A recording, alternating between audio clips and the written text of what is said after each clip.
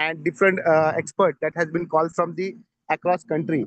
In this week,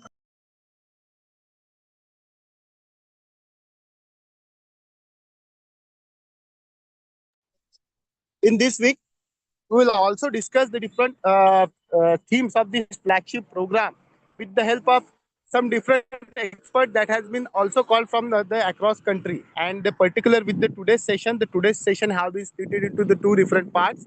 So in the first part, we will discuss that is research and development, and in another part, the role of societies and role of higher education for the development of society. So we'll start with the very first session, and in the very first session, we have with us a very distinguished personality, Professor Preeti Suresh, ma'am. Ma'am, first of all, I extend my warm welcome to you to this flagship program and particular to this session.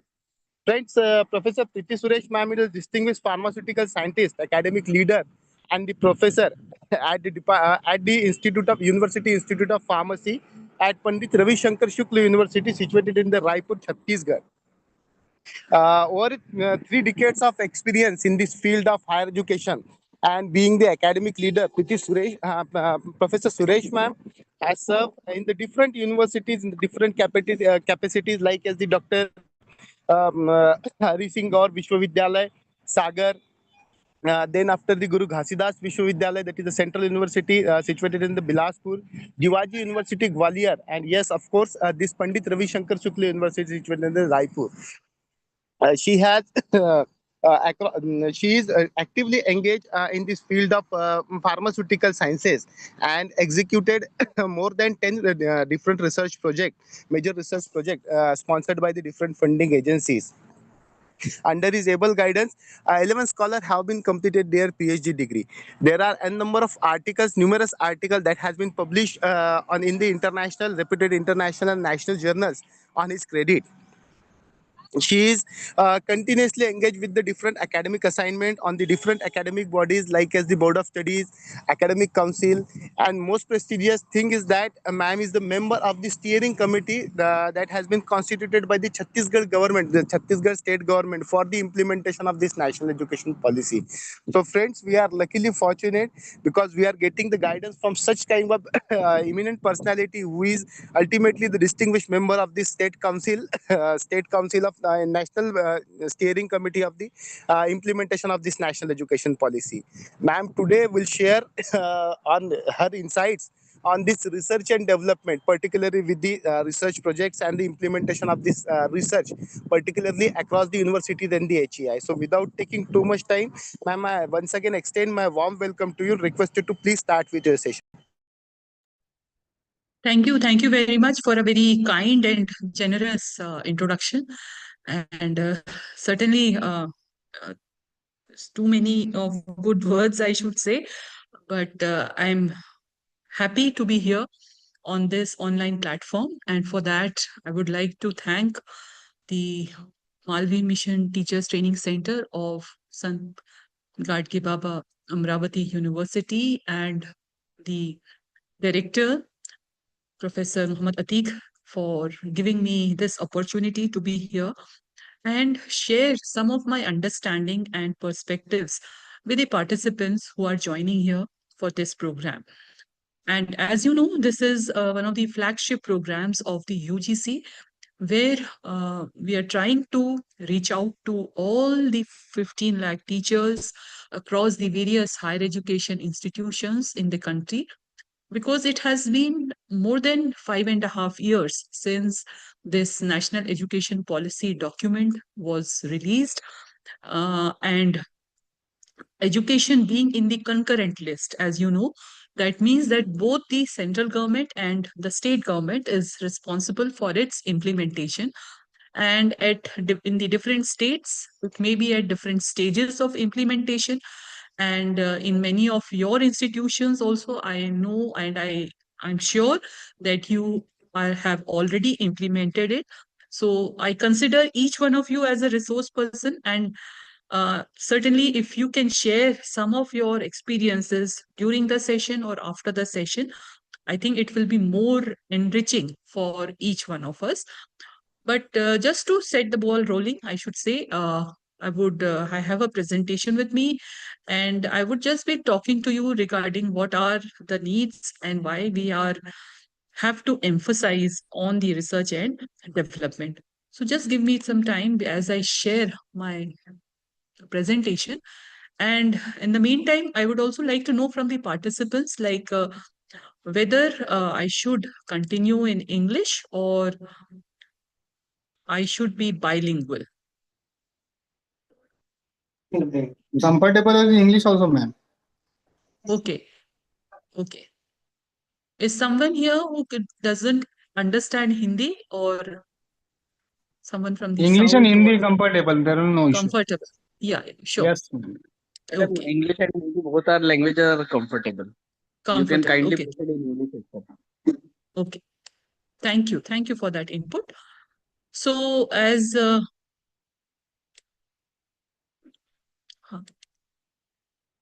right. So, this is just to give you a glimpse of the university where I am presently associated with, that is Pandit Ravi Shankar Shukla Vishwavidyalaya. And the purpose of sharing this screen is not only to give you a glimpse of the university where I'm presently associated with, but also to share with you the motto of a university, and which is derived from one of the ancient texts, that is Isha Upanishad, and which says Agne Nay Supatharai.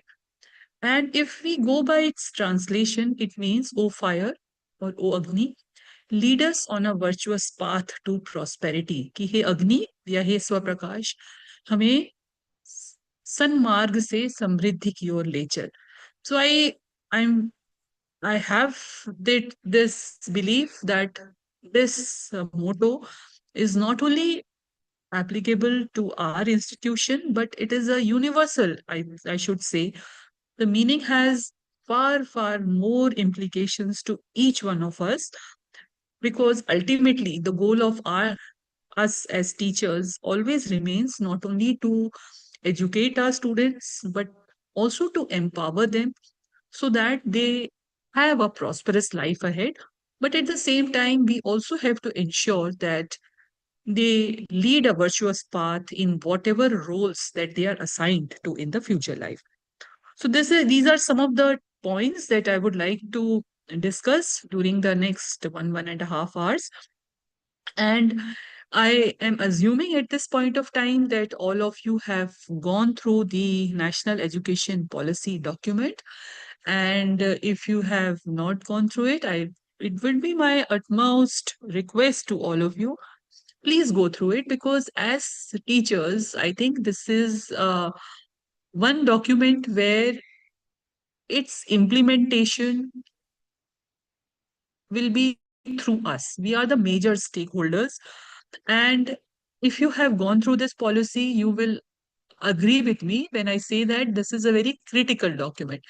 Critical in the sense that it is not only showing us the way where we have to take forward our higher education system, but at the same time, it is also highlighting or pointing out like what are the major concerns or what are the major issues that have been affecting our higher education system.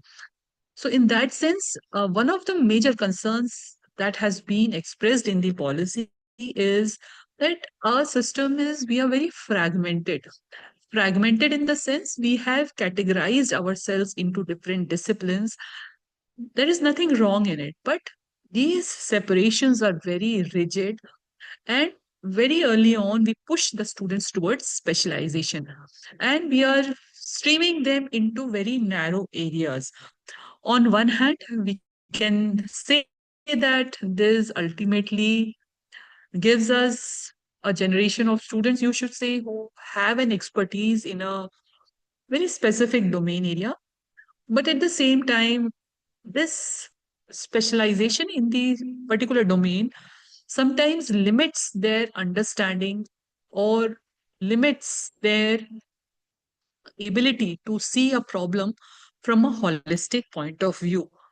And in this context, there is another concern has been the because our system has more of a teacher-centric system, because as teachers, we have been provided with a syllabus, and our major concern remains to complete the syllabus. And at that point of time, uh, not much emphasis is placed on like what are the skills that ultimately the students have to develop.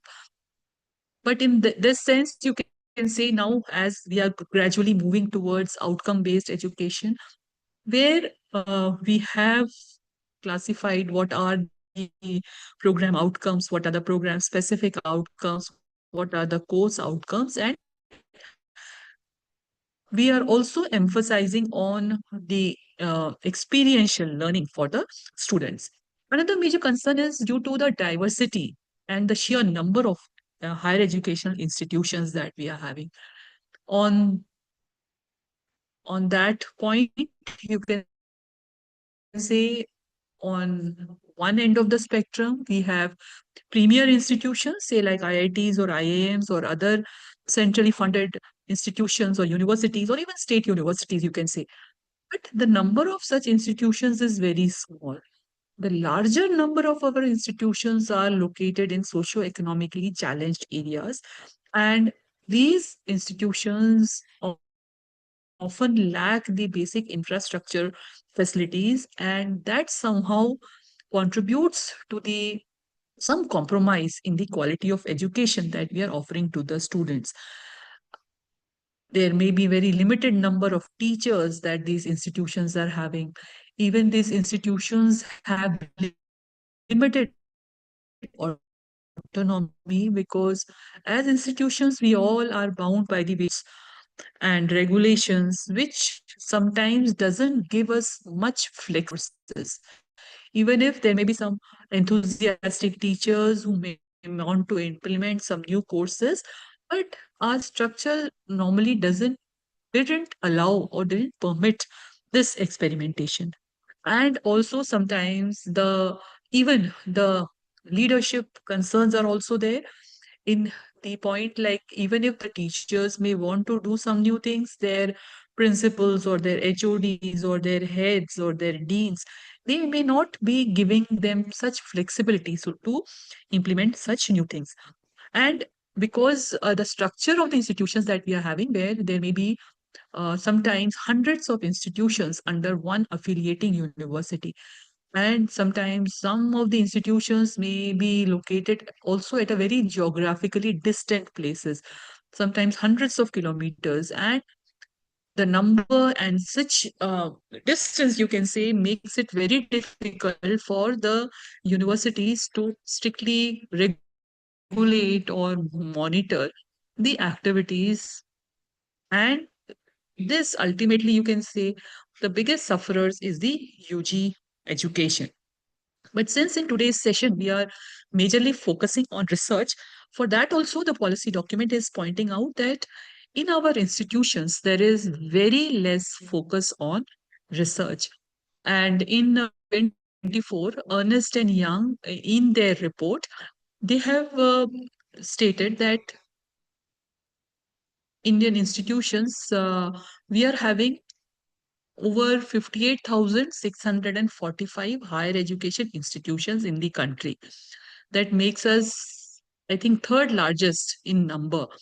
But out of the over 58,000 institutions, only 850 institutions are such who are focusing on research. That means only 1.5% of the institutions in our country, in higher education institutions, have some focus on research. And the biggest reason for this lower, you can say, low numbers is the funds. Because ultimately, research is a very fund intensive activity. You require funds, and due to the paucity of the funds, it becomes very difficult for the institutions to engage in research. And in this context, you are well aware how the NEP is giving us so many options, where we are not only now focusing more for multidisciplinary education. There is Also option for the multiple entry and exit for the students. I will not be talking much about it. There is also now provision for continuous and holistic assessment of the students, because it is very injustice for the students that we are assessing them just on the basis of one year end or semester end examination. Now there are multiple ways in which the student assessments have to be done. Also, there is now more focus on skill development. Now, in the curriculum, there is also provision has been made for project-based learning, and credits will be awarded on the basis of the projects that the students may be doing. And in the respect of research, there was the uh, has provision was made for the establishment of NRF, that is National Research Foundation, that I will be discussing later on. Now, before I go further, I would also like to remind you, like any higher education institutions, it should have 5 core elements. And because if an institution has to excel, it has to emphasize on 5 core elements. First core element ultimately remains teaching and learning, because ultimately that is the basic objective of any higher education institutions. We have to provide a conducive environment to the students, to the faculty members, so that this aspect is dealt upon. We have to provide learning resources for the students. We have to adopt such l- teaching pedagogies that we are able to engage the students. Another aspect is the synthesis and creativity, because the students who are coming into our campuses, we have to provide them an environment where they are able to explore, they nurture their creativity. They should be able to synthesize information from diverse resources and ultimately innovate and come out with certain creative outcomes. It is also very important that the students who are coming into our campuses, they will be interacting with various stakeholders, not only with the faculty members, they will also be engaging with their peers, they will be engaging with the non-teaching faculty, they will be engaging with the society at large. So they have to develop that understanding about the needs, about how to collaborate, about how to go for such activities which ultimately uh, further uh, widens the scope of understanding about the various issues or problems that may be existing within the stakeholders. Then service and outreach, that is also very important, because ultimately the responsibility of our higher education institutions also remains that whatever knowledge or whatever the skills that the students are acquiring, that should be used for solving the problem of the people around them. They should be able to provide extension activities are conducted with very purpose. And last but not the least, research and discovery, because any higher education institutions, research is also conducted, and you can say in the private business enterprises or industries also. But the focus of their research ultimately remains the uh, whatever the needs in the market are. But as in higher education institutions, we have the freedom, we have the flexibility, we have whatever domain knowledge that we are acquiring, whatever basic research that has to be done, that is also a part, has to be a part of any higher education institution. So it is, we see that where the research stands, and how it is one of the, you can say, the building blocks of a great higher education institution. Now, coming to the research. So I would like to know from the participants, like, what do you think is basically research? What do you understand by research? if some of you can just unmute yourself.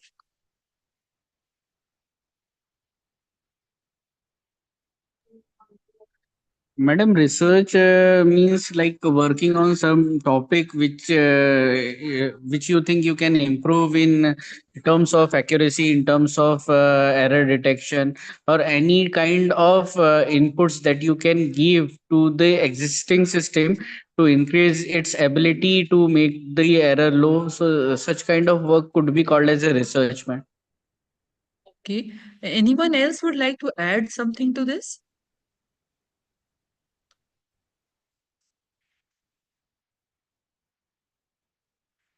क्या research क्या होता है? What is research? Research means detailed and careful study of something to find the more information. To find more information. More information. Okay. So ultimately, research, you can say it is a very systematic investigation. Now, whatever studies that we are doing, whatever investigations that we are doing, that is being conducted in a very systematic manner. And in this process, we may be creating some new knowledge, or sometimes we may be using the existing knowledge in a new and creative way. And in this process, we may be coming out with new concepts, newer methodologies, or newer understandings. So sometimes it is also said that research is researching, right? So where we may be consulting or analyzing the previous research, what the people have done before us in that particular domain area, but we will be further analyzing them, and to such an extent that we are able to come out with some new or creative outcomes. So ultimately, the aim of any research activity remains twofold. One is the discovery of new knowledge. We will be discovering some new knowledge in that domain area. But sometimes with this new knowledge, we may be going a step further, that we may also be able to develop some new technologies. These new technologies can be in terms of new processes, where we may be making a process more, say, economical, more efficient, right? Or much better in other terms. They may be more environmental friendly, you can say. Or it can be in terms of designing new products, developing new products. And it can also be in terms of providing better services to the customers or the consumers. So there is one more term that we are hearing a lot these days, that is innovation. So can anyone just point out, like, what is the basic difference between innovation and invention, or innovation and research, or are they one and the same thing?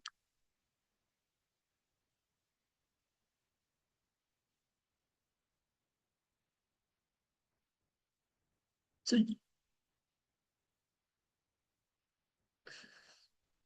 the innovation is the buzzword, no, these days.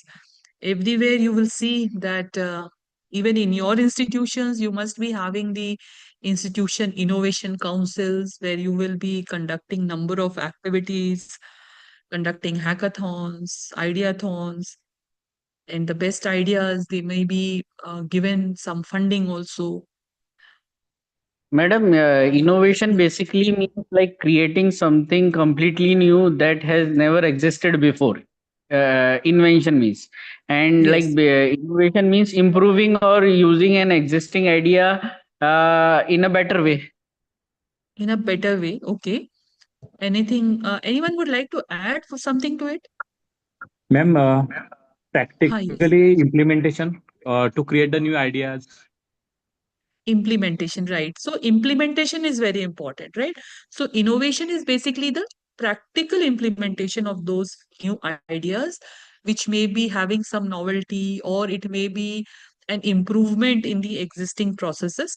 But one thing that is very important for an innovation is that it should have some economic value, or it should have some social value, or ultimately it should lead to revenue generation, right?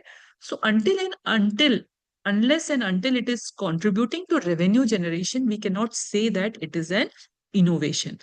And the good news is that you can see that now Uh, Due to multiple approaches, we are now the third largest startup ecosystem in the world. In 2014, there were just to name the startups in the biotech sector, we were having just 50 startups in 2014. But as of now, we are having more than 70,000 startups in only in the biotech sector. And two schemes of the government has been very important or crucial in this. One has been the Startup India scheme, and second one has been the Stand Up India scheme. And all these schemes, like Stand Up India scheme, is where if someone has an innovative idea and if it has the potential to grow into a full grown company, or if there is a potential in there, then financial support is provided. And this financial support is provided at a very low interest rate. And apart from the financial assistance, hand holding is also done, because you get support in the form of advisory from the people from the industry, who help you to incubate your ideas and grow it into a full-blown company. And recently we have completed like 10 years of Startup India, and you can say that now, as of date, more than 2 lakh startups are there. And from these startups, more than 21 lakh new employment has also been generated. And somehow these startups have also contributed to the women empowerment also, because almost 45% of these startups have at least one women director or one women partner. And somehow startup innovation is also closely related to the research also, because it is rightly said that research is the engine which ultimately drives the innovation. So in this context, you can see that number of sectors, no doubt in the IT industries, you will see the number of startups is the largest, followed by the healthcare and life sciences, then education, and then construction and agriculture. So this another scheme that has been the Stand Up India scheme, and this scheme is specially for the marginalized section of the society, whether it is the women entrepreneurs or the entrepreneurs from the SC/ST community. So the basic objective here remains not only empower this group of entrepreneurs, but also to make them more enterprising and create more employment opportunities. So you can see that over the years, there has been a growth in the innovation ecosystem, where in the Global Innovation Index, we were ranking in the 81st position in the 2015. But as of 2024, now we are in the 39th rank.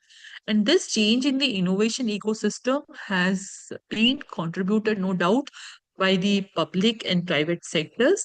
But academia has also played an important role, because in our institutions, the population, the young population that are coming, they are the most potential candidates for the startups or the innovations, because in the age group of 18 to 30 or 32 years, you can say that risk-taking ability is more.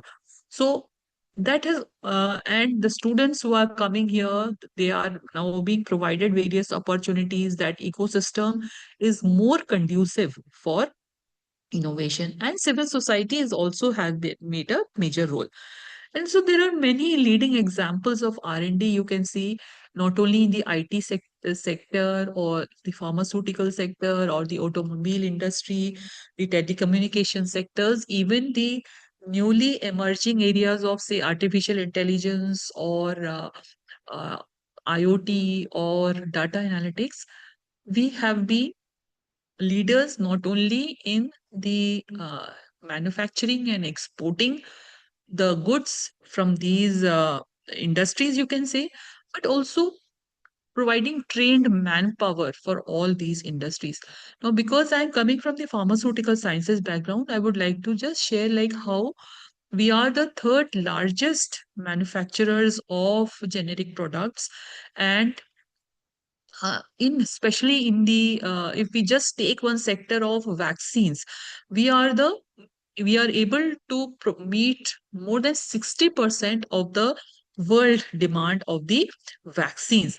And it is very rightly said that world over the children receive vaccines, right? After birth, the number of vaccines are administered to the children. And it is said that world over, the children who are receiving the vaccines, at least every child receives one vaccine, at least one vaccine, which is manufactured in India. Even the WHO, which is conducting its various vaccination drives across the country, it procures 70% of its vaccines through the Indian manufacturers, because we are not only able to provide quality products, but also at a very economical uh, rates. So how all this has been possible? This has only been possible due to the rigorous research that is being conducted not only by the government institutes, but also by the private vaccine manufacturers. And we have already seen, like during the COVID times, how the Indian manufacturers have taken a lead, and they were ready with the vaccine within, say, 7 or 8 months after the outbreak of the COVID, right? So this is how you see that the research has also contributed uh, the economy also, right? Now the question arises, like, why as higher education institutions we should be engaged in research, or why, what is the need for us to focus on research? Any answers from any one of you? Why do you think it is important for us in higher education institutions to do research?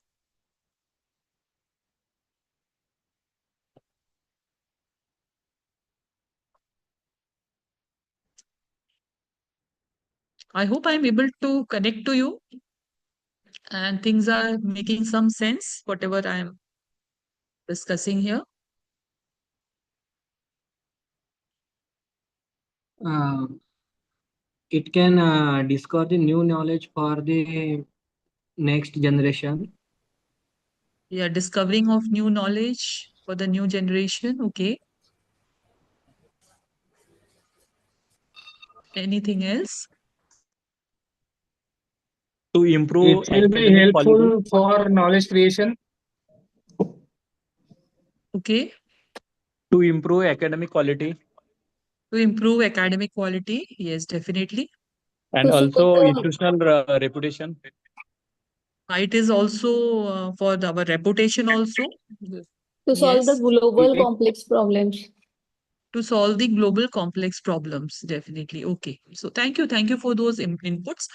So just quickly, I will share like why it is important, because ultimately, when as faculty members we are engaged in research, we are also keeping ourselves updated about what are the latest developments in our field, right?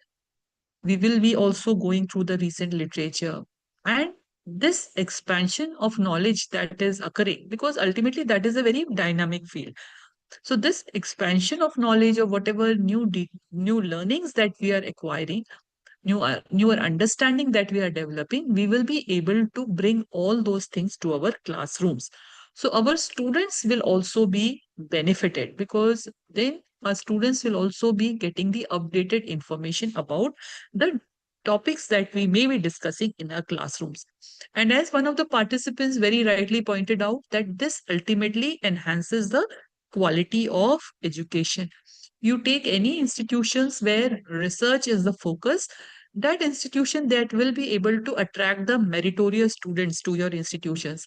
The faculty retention in such institutions will also be very high, because the teachers, in addition to their uh, teaching assignments, they are also able to do the research also. And if we, as one of the participants also pointed out, that it also enhances the reputation of our institutions. As as higher education institutions, we all are participating for the NIRF, right, ranking. We are going for the accreditation, say by the NAC, And you take any institutions which are ranking higher in the NIRF or which is having higher NAC grades, say A plus or A plus plus, you will see that all those institutions are the ones where the research is the focus. And even in the metrics, you will see the NAC, the earlier one, now we are waiting for the new guidelines, where we had the 7 criteria, criteria 3, that is mainly for the research, right? Research, development, and innovation and extension activities, where what are the weightage was there for the universities? It was 25% weightage was there for this criteria 3. And for the colleges, it was somewhere around 12 to 15%, where it is not only important like how many PhD scholars are registered, uh, how many PhDs have been awarded, then what are, because publications, that is also dependent upon the research, how many patents that you had applied for, how many conferences, what are the seed money that has been provided to the faculty members, then also how much fund the your institution has been able to attract from the various funding agencies or external agencies. So ultimately, if you are focusing on research, your institution will definitely move up the ladder in the NIRF. Another is that when we are engaging the student in the research, even if you are assigning some small projects to them, it ultimately gives us an opportunity to develop the critical thinking skills. This attribute is very important, and it has been being focused too much now. So when we are engaging the student, even in some small project or some small research based assignment, the critical thinking skills in the students develop, because there the student have to go through a considerable amount of literature, analyze it, then critically uh, think over it, and then do their project. Similarly, it also creates a very thriving academic community, because if your institution is focusing on research, you will be seeing that the scholars from other institutions will be visiting your institutions. Even your faculty members and research scholars, they will be participating in other academic events or conferences or seminars and presenting their research. And this creates a very vibrant academic community in your institution. Similarly, it also leads to groundbreaking discoveries as well. As you know, during the COVID times, one of the vaccine which was developed by the Johnson and Johnson, that was based on the research that was conducted in the Harvard University. Similarly, every year we see that these Nobel Prizes are awarded to the researchers or the scientists, and these are those who have been associated with some or the other universities or institutes, and the work that they have done in their particular domain area, that is now being recognized with these prizes. Similarly, many a times the research that the uh, uh, faculty members are doing from the humanities or the social sciences background, their research also contributes to the policy decisions of the government as well. And no doubt, it also helps us to improve the lives of the people around us. It gives us a way in which we can solve the problems or the concerns or the issues that are affecting the societies. So that is also one of the important aims of any of our institutions. And no doubt, it also stimulates the economic growth, because if your faculty members are inclined towards research, they will be looking for the various, identifying the various funding agencies, then they may be writing research proposals, submitting it, and if that is approved, your institution will be getting some additional funds for the research activities. And it also opens a way in which you can collaborate or with other institutions for research, for partnering, for joint research projects. So in this way, all these things you will see has directly or indirectly, it affects the quality of any higher educational institution. So that is how, and that is why there is a need to focus on research. Now, quickly, if, as I said earlier, also one of the major reasons why the institutions, the faculty members may be interested for research, but the need for the funds is always there, and in the absence of funds it becomes very difficult for the institutions to focus on research. Now if we just go see, you can see in this graphical representation, where you can see that how much different countries are spending on research. If you see that is expressed in terms of gross expenditure on R&D, that is GERD per capita, right? And if you see that India, that has only 43.41, we are spending only, that is very less, not only in comparison to developed countries, say like Germany or UK or US,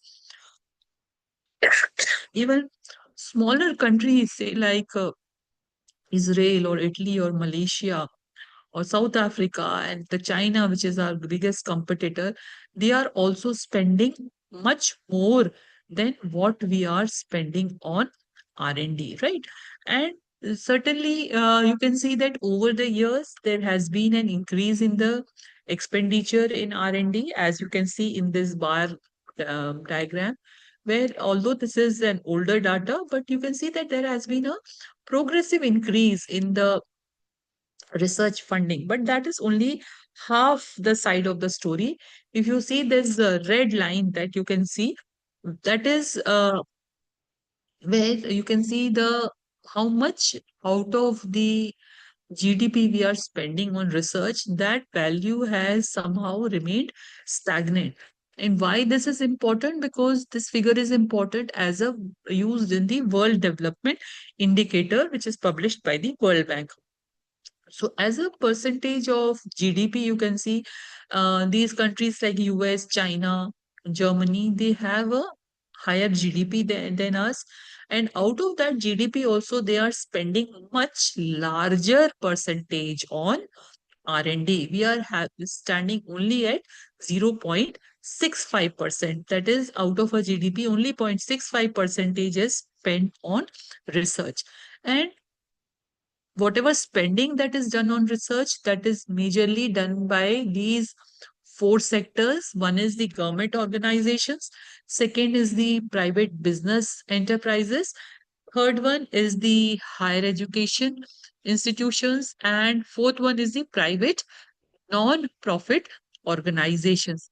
And if you see closely, see the what is the bifurcation of the expenditure of these different sectors, what you will observe that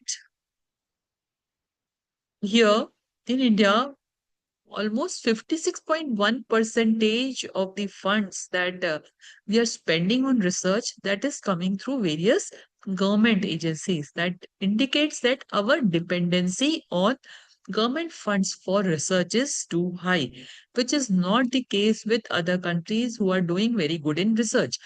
And the private business enterprises, they have a lower, you can say, contribution at 36.8%, whereas for other countries, you will see that the private business enterprises, they are contributing or they are funding the research much more than what is here in our country.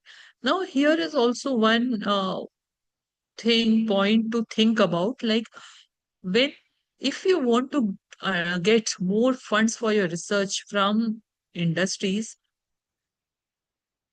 our research has to be more quality research, right? Somehow it is a sad reality that the research that we are conducting in higher education institutions, that remains limited to some thesis or some dissertation or to some publications, and those publications, major of those publications may not be in some Q1, Q2, Q3, or even some quality journals. The basic aim of publication just remains to gain some API points, which will be contributing to the your career advancements. So it is very important that whatever research that we are doing in higher educational institutions, we have to have a collaboration with the industries. We have to identify like what are the issues that the industries may want to solve, and according, if you are able to give answers or solutions to their problems, they will be more than happy to contribute to their research projects. Similarly, in the higher education also, our contribution is relatively low at 7.1%, which is relatively very low other countries. And private non-profit organizations, their contribution is also negligible. So this also shows us the opportunity, like what are the areas or what are the various sectors where we may need to focus for research projects, right? Where we can get fundings for research. Now, what is NEP saying about research? NEP very categorically says that if we want to uh, improve the quality of our education, then research and innovation has to be focused upon. Research and innovation has to be focused on. Without that, we cannot think about enhancing the quality of education. And merely focusing more on research is not sufficient. We also have to promote quality research within our higher education institutions. And we will also have to see that we are able to integrate research, innovation, and technology development, because ultimately this is the foundation of Atmanirbhar Bharat or self-reliant India. So now, what are the other highlights of NEP for R&D? It has been focusing on multidisciplinary approach in education. Now, this multidisciplinarity in education is not only concerned with the, you can say, giving more options to the students, right? That the giving more choice to the students, whether the student want to study one subject from science, one from humanities, one from the vocational education, and one another some skill-based courses. But it is also important to develop a holistic view in the students, because unless and until a student is having a multidisciplinary education, they will not be able to see a problem from multiple dimensions, because that tendency remains like if you are given a problem, you will try to solve that problem only. If you want to do research, you will be trying to find solutions for that problem only from the perspective of your discipline, right?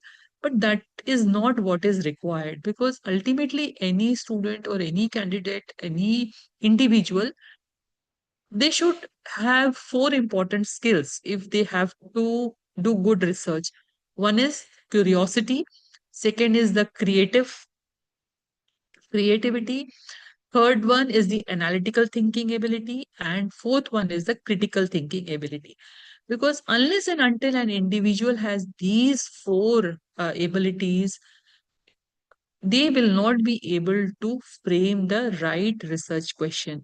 And unless and until you are able to identify the research gaps, you are not able to frame the right research question, your research outcomes may not be relevant, they may not be useful, or they may not be serving any purpose. So that is how the NEP is focusing more on multidisciplinary approach in education. Similarly, it has also been pointed out like that we will have to establish the R&D cells in our institutions. So I would like to know from the participants here, like, do you have an R&D cell in your institution?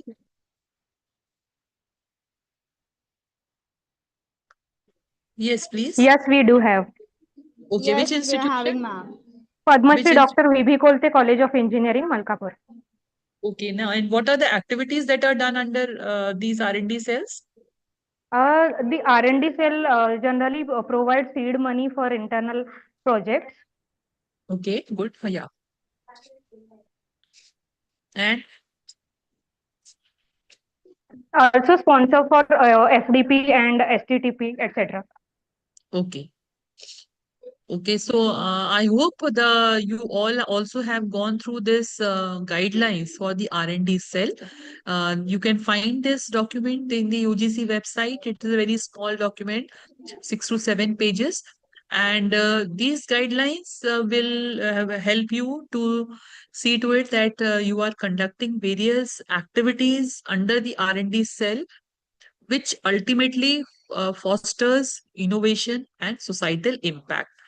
So the proposed organizational structure for the R&D cell is like there will be a research advisory council, which will be chaired by the vice chancellor if it is a university, or it can be a principal if it is a college.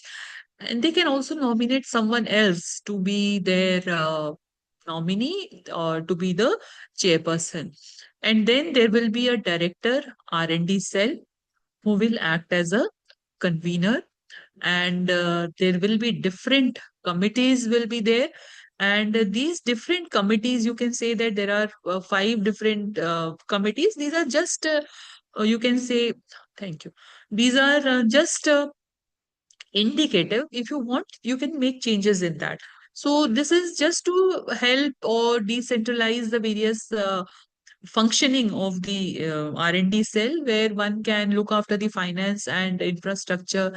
One committee will look after the various research programs and the policy development. One committee will be looking after the various collaboration, the MOU with different institutes or agencies, and the community and how to engage with the community. One committee can be looking after if there is any scope for product development, if there is some commercial potential for commercializing the outputs of the research, and for the monitoring of the research activities. And another committee can be looking after the various IPR issues or the legal and the ethical matters, because it is very important that your institutions should also have two very important policies. One is the research policy should be there, and also the IPR policy, because ultimately it is important that because if you are, say example, if you are doing research in collaboration, other institutes are involved, so then what will be the resource sharing? If some IPR is generated out of such collaborative projects, who will be the first application, who will be the first applicator, right? So all these things should be very uh, clearly outlined in the your IPR policy. So these are some suggestive structure for the R&D cell. So ultimately, the R&D cell, if you see that the object remains that you have to, it is through the R&D cell, you should identify what will be the thrust areas for the research of your institution.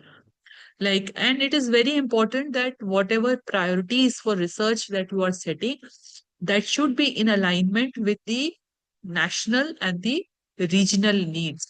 Because if you are identifying the research priorities, it will be easy for you to collaborate, to form partnerships with other institutions of mutual interest, right? And also, through the R&D cells, you can also support the faculty members for identifying the funding agencies. You can also assist them for writing good research proposals, because ultimately, writing research proposals is also an art, and all the faculty members may not be having that expertise. So, through the R&D cells, you can support the faculty members in the research project writing. And if some IPR is generated, then how to manage it. Then as one of our participants pointed out, like they are also conducting some FDPs or seminars or workshops, because research is a very dynamic field. You have to newer tools or whatever methods are coming up, you have to train your faculty members and students. right? And whatever activities are being conducted, regular monitoring is also very important, and dissemination of the research findings through the publications, through conferences, and so all these things are to be managed through the R&D cell. And in the same lines, in the R&D cell, there was one more, you can say, was mentioned in the national education policy, that is the setting up of a national research foundation. And in those lines, this ANRF, that is Anusandhan National Research Foundation, has been set up. And you can say that this is an apex body which is providing high level strategic direction of scientific research in the country as per the recommendations of the NEP. And it is also being highlighted that there has to be collaboration not only with the industry or the academia, but also with the government departments, but also with the other research institutions also, right? And initially, the fields that has been identified, these include the natural sciences, including mathematical sciences, engineering, technology, environmental and earth sciences, health and agriculture. But that doesn't mean that you cannot engage researchers from the humanities and the social sciences, because ultimately, if you want to take your research to the community, to the solve the problems of the society, we will also need the expertise of the people from the humanities and the social sciences, so they can also be associated for such research proposals as co-PIs also. Now the question arises, like, how can we reform uh, research in our higher educational institutions? One of the best ways is the partnership and collaboration, because as institutions, we may not be having all the requisite infrastructure, we may not be having all the expertise or experts in particular domains. So we can always partner and collaborate with other institutes or other researchers.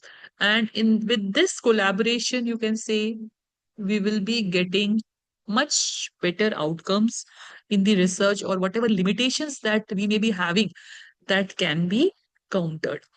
Another way is by encouraging student research programs, as you will see in the NEP now, as we are moving towards the 4-year undergraduate programs. Earlier, the 4-year undergraduate programs, they were only for the, say, for engineering, technology, and other courses like B.Pharm or agriculture or other medical courses. But now, even the conventional courses like your BA, BCom, or BSc, now they are also moving towards the 4-year undergraduate programs. And in the 4th year, it is the uh, 4th year, it is the there is a provision that if the student wants, in the 4th year, they can take some project, right? So if the student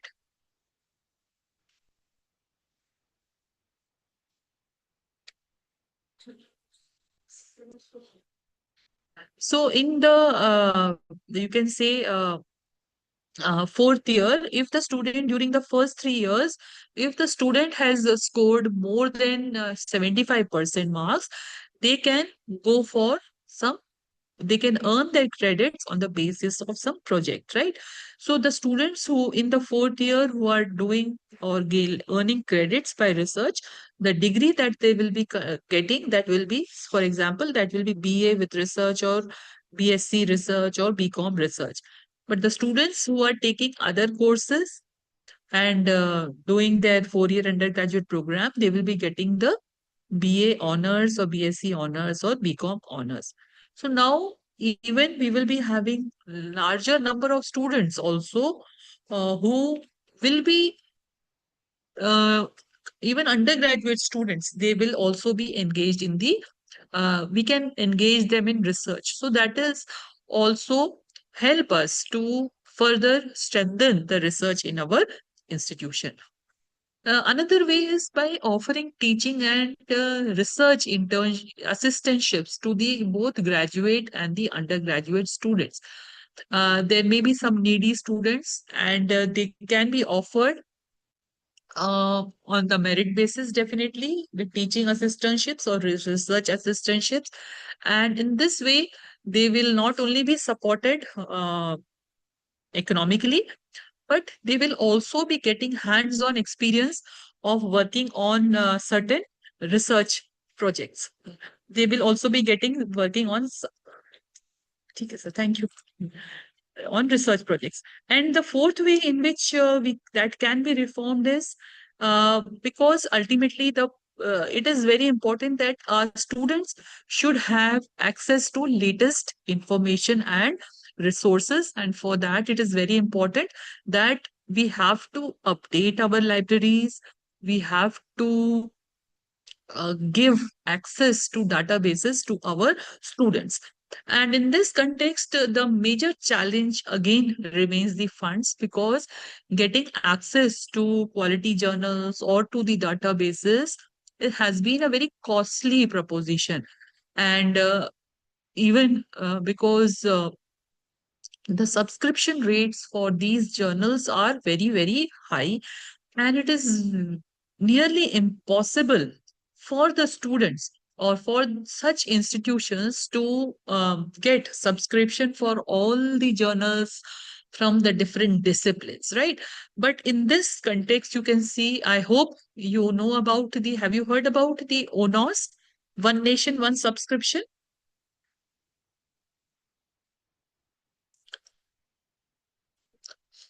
Yes, participants.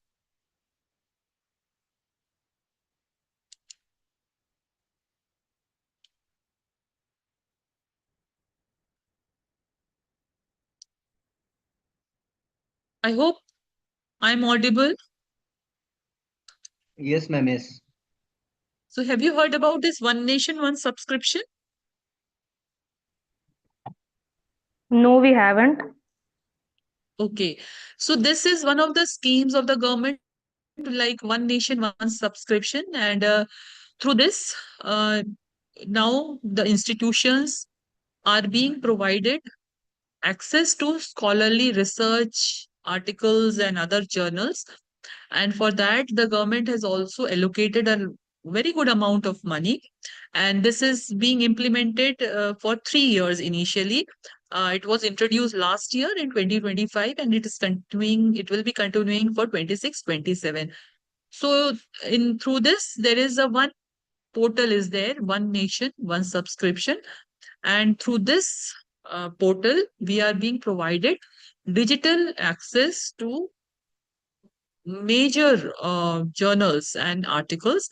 And you can see that the target beneficiaries are around 6,400 institutions in the first phase, and almost 1.8 crore students, faculty members, and researchers are being benefited by them. And if your institution has access, or if it is connected through InflipNet, then you can have access through this portal. So even initially, it is now being, I think this is extended to only government institutions.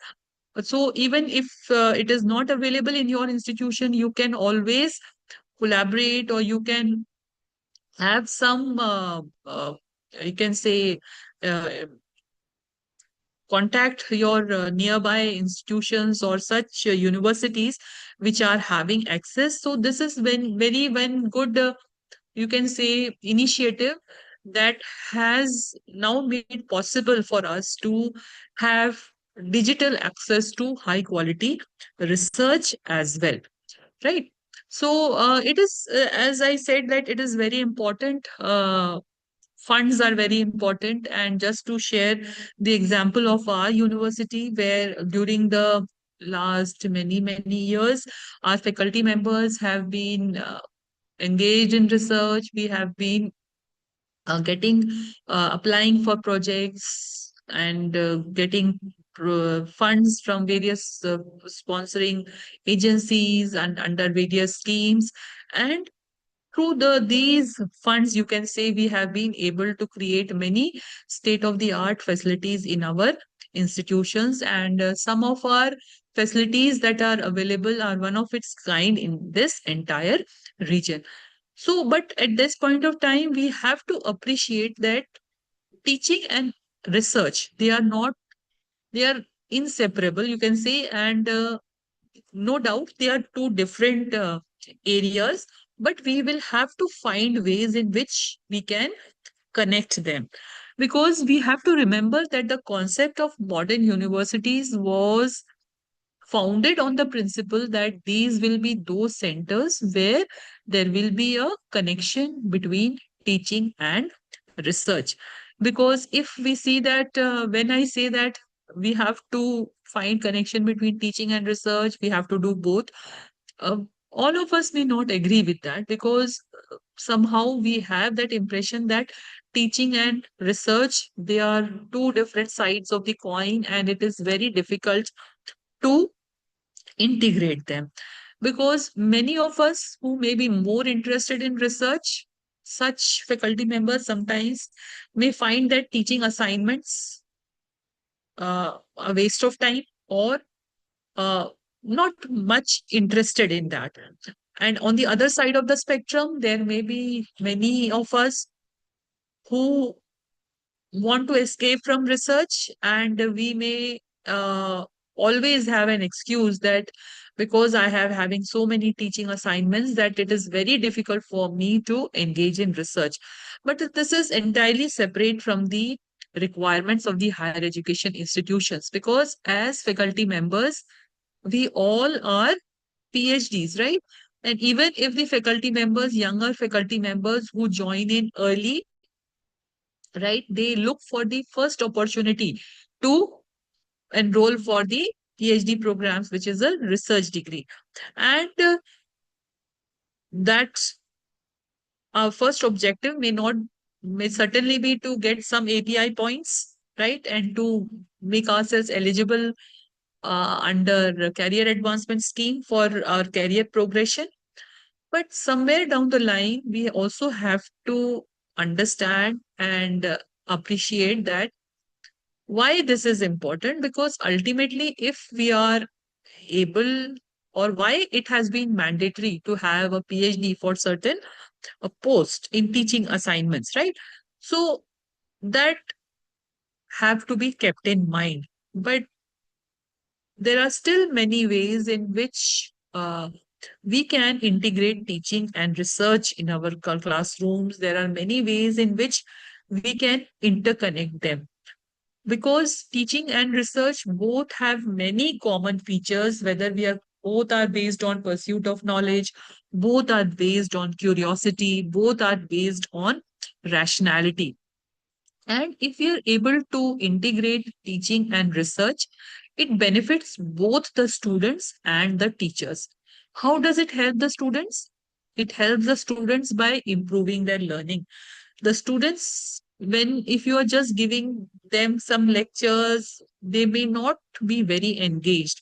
Similarly, they may not be developing their critical thinking skills. So when you are assigning some projects to the students, they will be understanding what are the various research methodology.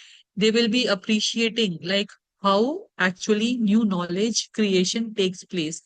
And when research based learning is taking place, the student is also able to relate, like whatever he has studying, whatever course material is there, how it is relevant, or what is its utility in the daily lives. Similarly, it also improves the teacher's research, because as teachers, at least it has been my personal experience, there were many topics which were not very clear to me while I was a student. But now, as a teacher, when I have been teaching those very topics for the last 20-25 years, now slowly I have gained more clarity on those difficult topics.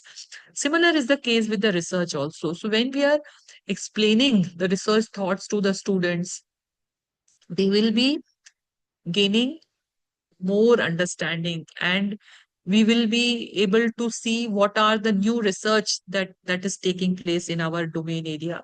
Because for guiding the students for their research, we ourselves have to keep ourselves updated.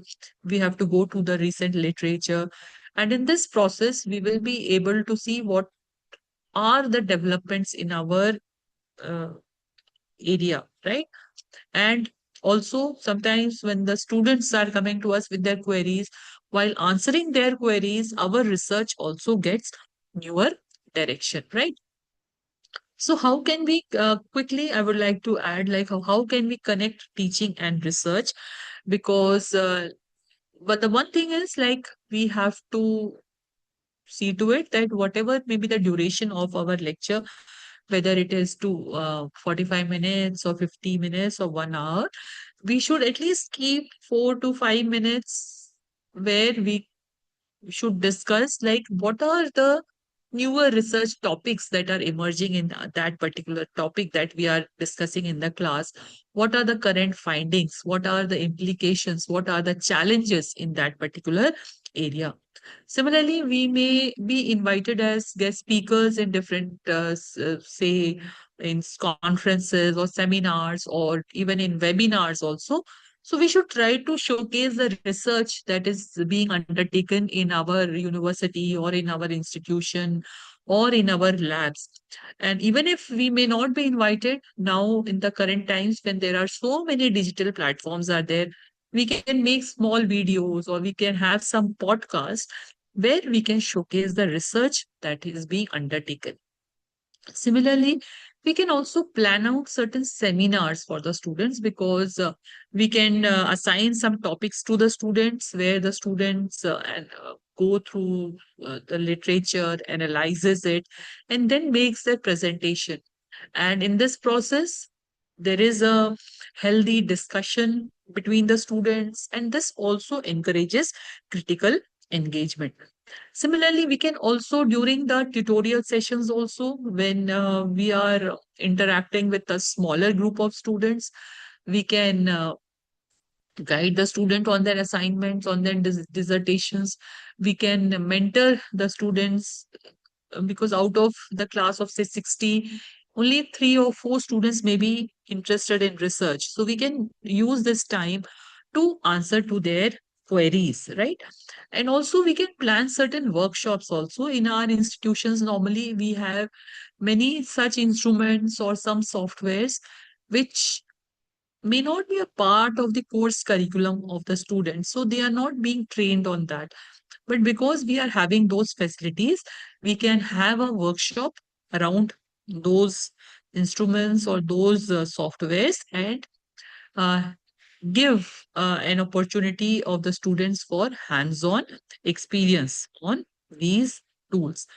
Similarly, there are because there is a limited time that we may be having to interact with the students or to answer to their queries, we can use the various online platforms where we can share the materials, we can communicate and interact with the students on their research topics. So it is, again, I repeat that it is very important that whatever thrust areas that you are identifying for your research, that should be in alignment with the local, national, and global priorities. Why this is important? Because only then it will be possible for you to go for interdisciplinary and genuine partnership with others. And whatever research that you are doing, that will ultimately be benefiting, that will be benefiting the community, right? So I will just skip over this, and that is how you can see that it is very important to go for interdisciplinary and multidisciplinary research. And I would just like to, before ending, I would just like to share one example where our institution, our university has collaborated with the Indian Institute of Bhilai, and we had they had uh, funded us for over 3 crores under this National Mission of Interdisciplinary Cyber Physical Systems program of the DST. And we had collaboration of 5 different projects. And one of the projects where I was associated with, where we were developing a cost analysis based tool for enhancing the accessibility of medicine in tribal population of Chhattisgarh.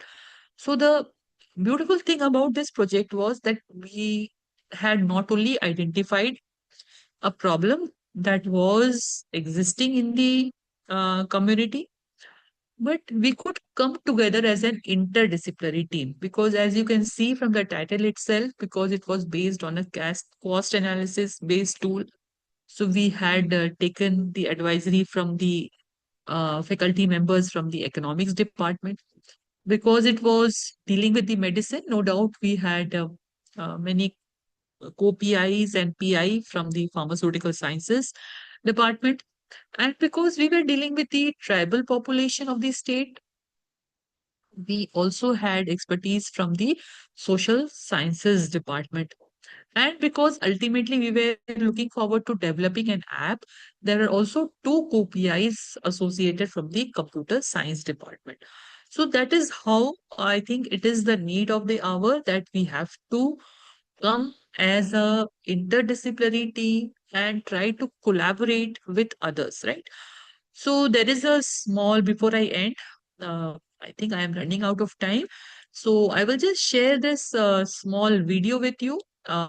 Just watch this video. And I think with this, you will be better able to appreciate why it is so important for us to go for interdisciplinary research.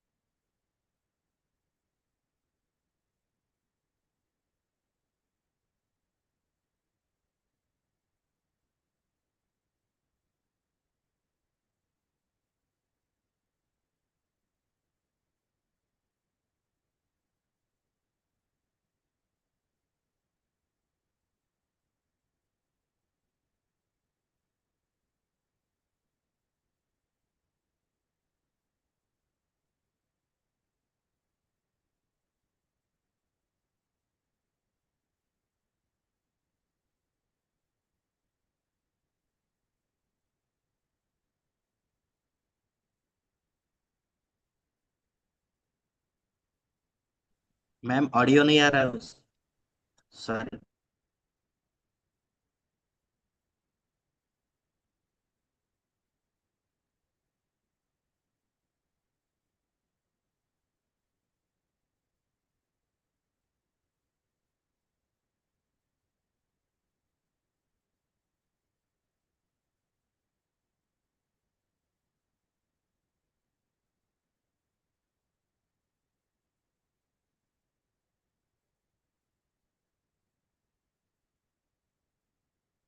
तो I hope audio अगर नहीं था तो I hope you could read the subtitles there. तो you will agree कि जब हम when we are coming together as interdisciplinary approach the team, we are able to solve complex problems. जो भी जितने whatever complex problems that we are having, all these problems are multidimensional, and one person having expertise from only one domain may not be able to find meaningful solutions to that. So when we are coming as an interdisciplinary team, we are able to find solutions even for the complex issues. And when we come as an interdisciplinary team, certainly there is innovation is promoted. The quality of the research also improves because each discipline brings with it various methodologies, various data sources, various analytical tools. And in this way, the quality of the research also improves. And as an individual, our understanding also broadens because when we are working in an interdisciplinary team, we are able to see a point of view which we may not be having earlier because we may be blinded by the concepts of our own discipline, right? And last but not the least, what is very important is that it also increases the funding opportunities also because nowadays government agencies or the private foundations, they are funding is there available, but that is only for some complex societal challenges. And for such project proposals, ultimately we will have to come together as an interdisciplinary team. So with this, I would like to end the session. And if you have any questions or queries, you can please uh, share it here. Ma'am, I have one Hi. question. Huh. Ma'am, why do you think India is so much dependent on government for funds? Yeah, the major reason what I said is like the private business enterprises are not very forthcoming for funding. And one of the reasons is whatever research that we are conducting in our higher education institutions, our research is not very up to mark. As I pointed out, like the focus for research in higher education institutions ultimately remains the publications, right? Or it may be for submission of thesis, which remains in the libraries, confined to libraries. There is no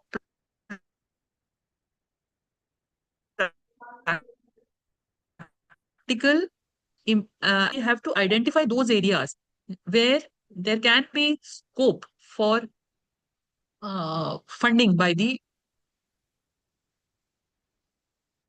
private business enterprises. I hope I could answer your question, Dr. Khyati.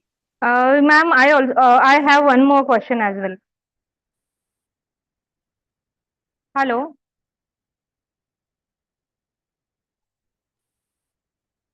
Hello. Yes, ma'am, you can ask. You can ask. Please ask. Ma'am, our university does have the incubation and research center. So my question is, do they fund for faculty as well? As well, uh, uh, means do they fund for faculty or the funding is only for students? Now that depends upon what is the policy for your university, right? Because in some Okay. universities, yeah, they in their research policy they have to they are providing seed grants to Yeah. the newly appointed faculty members to Okay. start their research, to set up their labs. So that depends from one university to another, and that is certainly up to the university administration to see to it that whatever research policy that they are framing, they should make some provision for funding of for research funding to the faculty members also. Ma'am, I will take this opportunity to announce here our incubation center, that is the SGBAU Research and Incubation Foundation, that has been established as a Section 8 company in the university. Yes, yes. Seed funds to the faculty also, faculty research. Sir, we cannot hear you. Your voice is breaking, yeah. Yes, sir. Yes. I'm not able to hear you. I think they are saying that they have established a Section 8 company, which in their university. In the Section 8 company,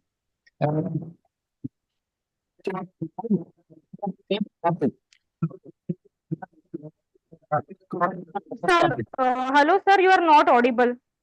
One second, ma'am. 1 second. I will test my audio first.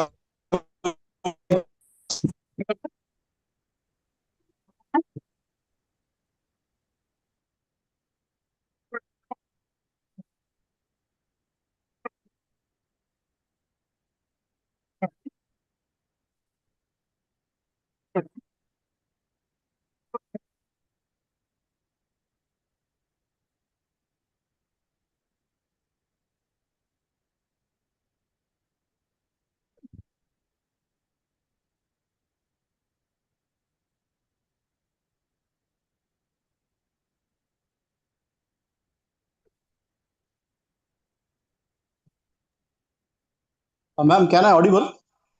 Yes, Yes, yes, sir, now you you are. are audible. Now you are Uh, audible. Ma'am, I would like to ask one question. Just like you earlier said that one nation, one subscription. This is a government scheme which is specially related to the government colleges and universities. So, ma'am, Yes. why it is not benefited for the private institutions? Because it is just being implemented in the first phase. Now we are in the first phase actually. Gradually, yeah, there are, I think there is plan to extend to other institutions as well. So that was implemented only last year, right? So, so for that, I think you can always have some MOU with some university in your vicinity which have access to it. I think they will be happy to allow your students also to access the sources from their library. Okay, ma'am. Yeah, Thank you very much. thank Hello, you. ma'am. Yes, hello. There are the many colleges that have the research lab, Hello, hello. but those lab are not at the research level standard. So therefore, the Hello, researcher can hello, face hello, the hello, so many issues, Yes. and due to this, the research gap is created. hello, hello. And I think so. We can fall behind the other foreign countries in the research due to this. So the how the NEP can focus on this problem to solve this research level standard. Yeah, that is how you can say that it is being now emphasizing we have to do quality research, right? And the Yeah. infrastructure is certainly a problem. And small institutions, they may not be having the requisite infrastructure or No. the all the expertise. So it is always good for Hello, such small hello, hello, institution to hello. collaborate, to partner with others. Yeah, that is very important. We in academics, as I often say that we are not very open to collaboration. We are not very open to uh, do research with the other institutes or other disciplines, right? So it is important that we partner with others who complement our research, right?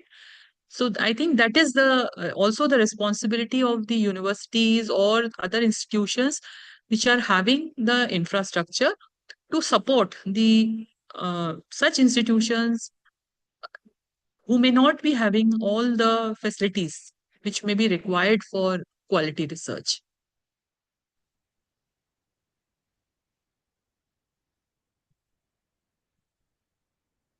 I hope I could answer your query. Yeah. Hello, ma'am. I'm audible, ma'am. Yes, now you are. Yes, yes, yes. Sorry for the technical interruption, ma'am. Actually, our incubation center is offering the grants, seed grants for the faculty as well as researcher and the PG students. But the Okay. only issue is that the faculty or the that particular researcher shall undergo for the pre-incubation program.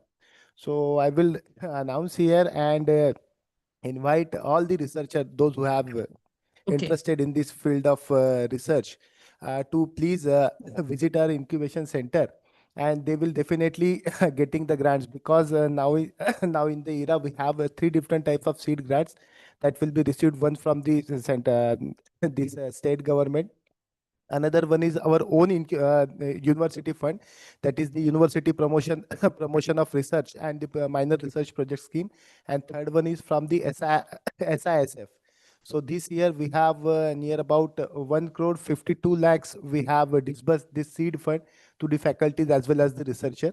So who will be the interested in this group as well as our other colleague? They can please approach to our incubation center. You will definitely receive the seed funds. Yeah, that is very, very encouraging for the, I think, participants and also for the other institutes. Very good initiative on the part of your Thank you, ma'am. university. Thank you so much, ma'am. Thank you so Congratulate. much. Yeah. Yeah. Thank you. Yes, participant, anyone else has any queries or the question?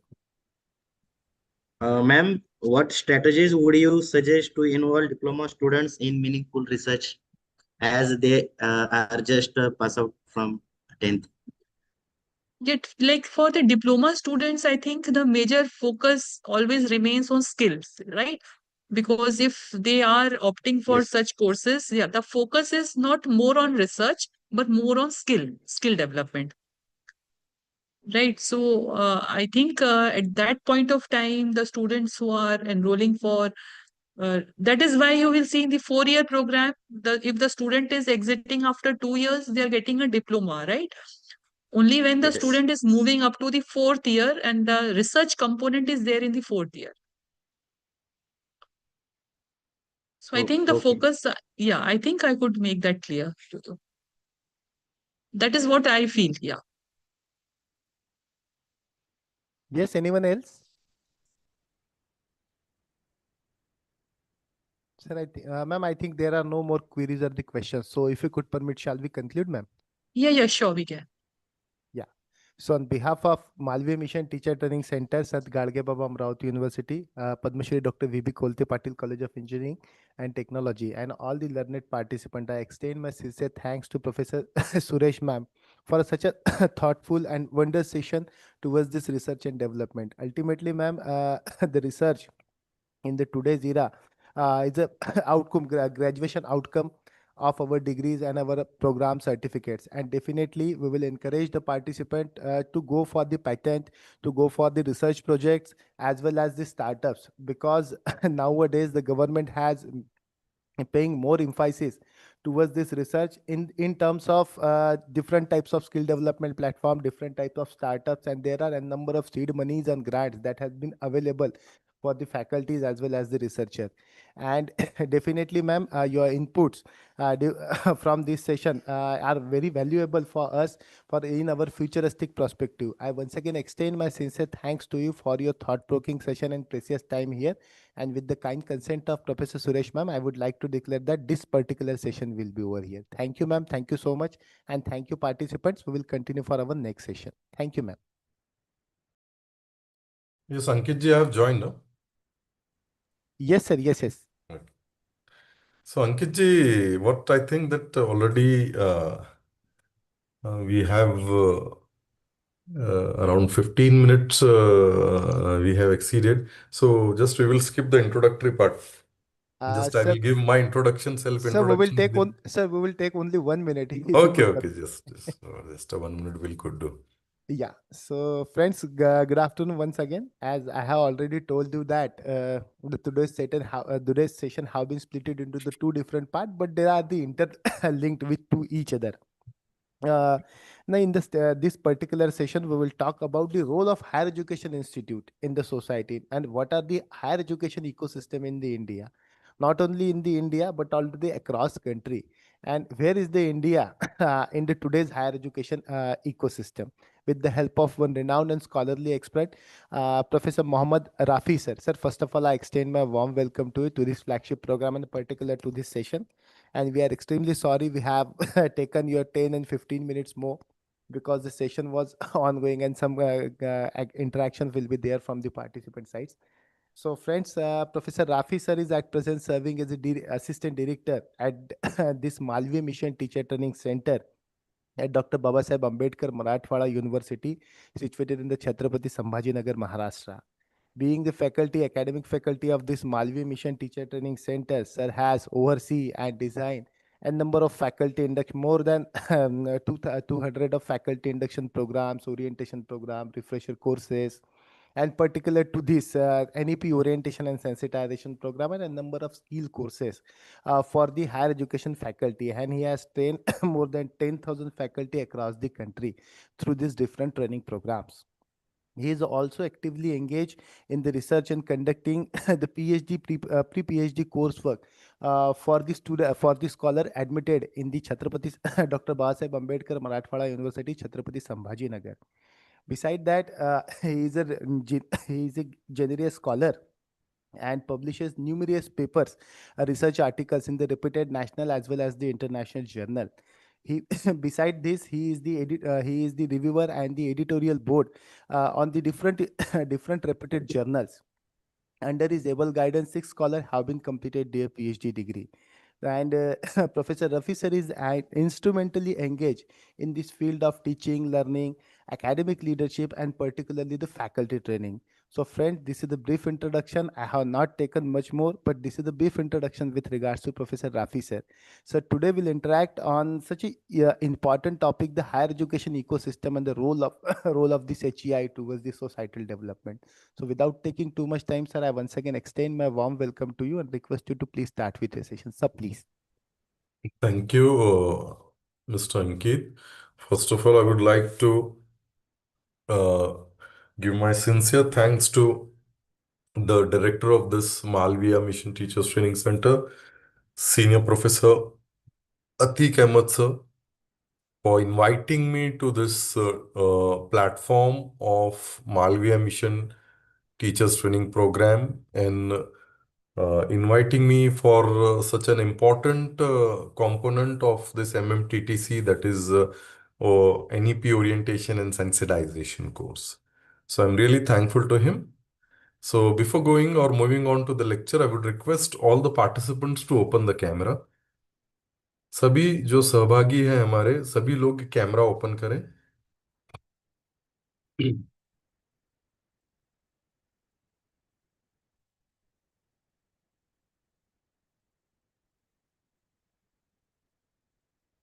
कोणते पूर्व result हा एवढेच पूर्व हा नाही पूर्व एवढे हे practical लागलं एकूण ओपन का पण निघून राहिले हा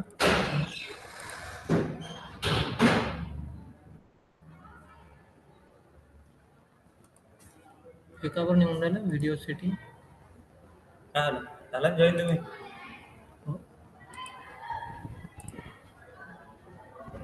अरे काय झालं camera open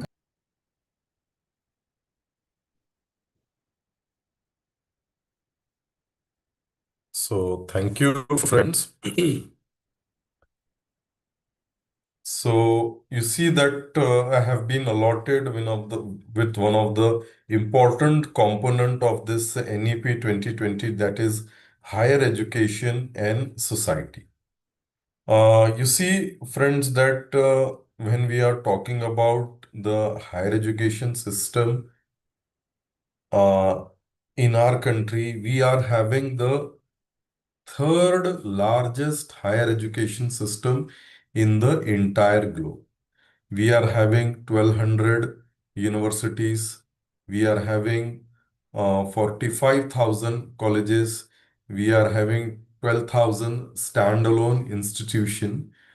So it is really one of the biggest higher education system in the entire globe. Only US and China is way ahead from us. So being a largest higher education system in the entire globe. I'm audible, friends?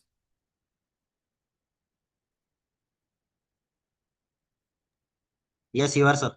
Okay. Thank you, BC. So when we are talking about that, we are now you can close the cameras, no issue. Now, when you are talking about the highest education system in the entire globe, you see that the changes in higher education was very much needed. And you see that when we are talking about the changes post-independence, we had got several changes in higher education, starting from Kothari Committee to starting with Kothari Committee to uh, Radhakrishna Committee. Then we had the first education policy. Then we had University Grants Commission. Then we had Committee on Higher Education. Then we had RUSA. So we can see that several higher education committees were formed, and several higher education committees have recommended the changes in higher education which was needed at that time. And since independence till date, we have seen several changes. And in the year 2020, June 2020, we had one of the biggest higher change, that is NEP 2020. Now, in the NEP 2020, we have 8 core components in which we have Indian knowledge system, research methodology, skill-based education, student diversity. Uh, then we had higher education and society. So there are several important components of this NEP. And you see, friends, that now 6 years have passed since NEP 2020, which was implemented by the central government. And now things are very much in streamline. And we are very fortunate, friends, that this is the first time that government have introduced this orienting the people or the stakeholders with the core components of NEP 2020. So we can see that several orientation, NEP orientation and sensitization program have been conducted by our government university through University Grants Commission to make awareness regarding NEP 2020. So before going into the lecture, I would like to quote Swami Vivekananda here, that he has told that education should be holistic, man making, life giving, and character building. And education can unlock all the doors for a progress. A nation advances in proportion to education and intelligence spread among masses. You see, friends, that this is the typical timeline evaluation of Indian higher education. You see that the post independence we had in the year 1948-49 Radha Krishna Commission. You see that Radha Krishna Commission was the first education commission established in independent India, appointed on November 4, 1948, and chaired by the distinguished philosopher and future president Dr. Sarvapalli Radhakrishnan. Not going much more in detail, I will just show you what were the important recommendation of Radhakrishna Commission. You see that establishment of University Grants Commission was the first recommendation of Radhakrishna Commission, which was uh, implemented in the year 1956. In the first uh, UGC committee was formed. Then in the year 1964-66, Kothari Commission was formed. So this Radhakrishna Commission 1948, first is recommendation was establishing of the University Grants Commission to allocate funds to the university and supervise them. And then the structural reform 10+2+3 model was recommended by the first commission, that is Radhakrishna Commission. Then rural universities. It was inspired by Shantiniketan and Jamia Millia Islamia. It advocated for rural university to support agriculture development and rural reconstruction. Then also professional and moral education, women's education was the key recommendation of Radha Krishna Commission.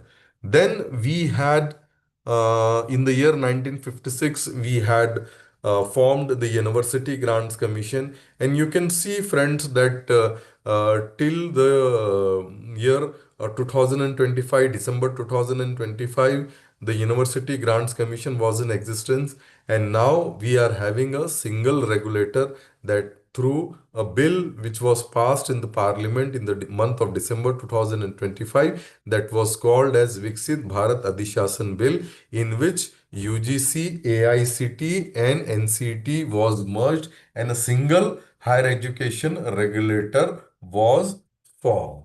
So, the University Grants Commission has also played a major role in the Indian higher education system when it comes to the funding of the universities, when it comes to framing the regulations for PhD, for promotion of the teachers, then funding the chairs, then having a monitoring of the universities and colleges. So, University Grants Commission has played a major role. Then, in the year 1964, we had Kothari Commission. The chairman of Kothari Commission, National Education Commission 1964-66, was Daulat Kothari, who was the chairman of the UGC first. Chairman of the UGC, chairman of the UGC, and they have chaired this Kothari Commission. So, Kothari Commission, uh, again, the important core recommendation of Kothari Commission was 10 plus 2 plus 3, free and compulsory education. This was the first time some committee has recommended free and compulsory education from 6 to year to 14 year. Free and compulsory education was suggested. Then three language formula recommended teaching in the mother language Hindi and English. Then common school system advocated for an egalitarian system where children from all social strata together to ensure equal opportunity. Then more stress on science and maths by making them compulsory subject.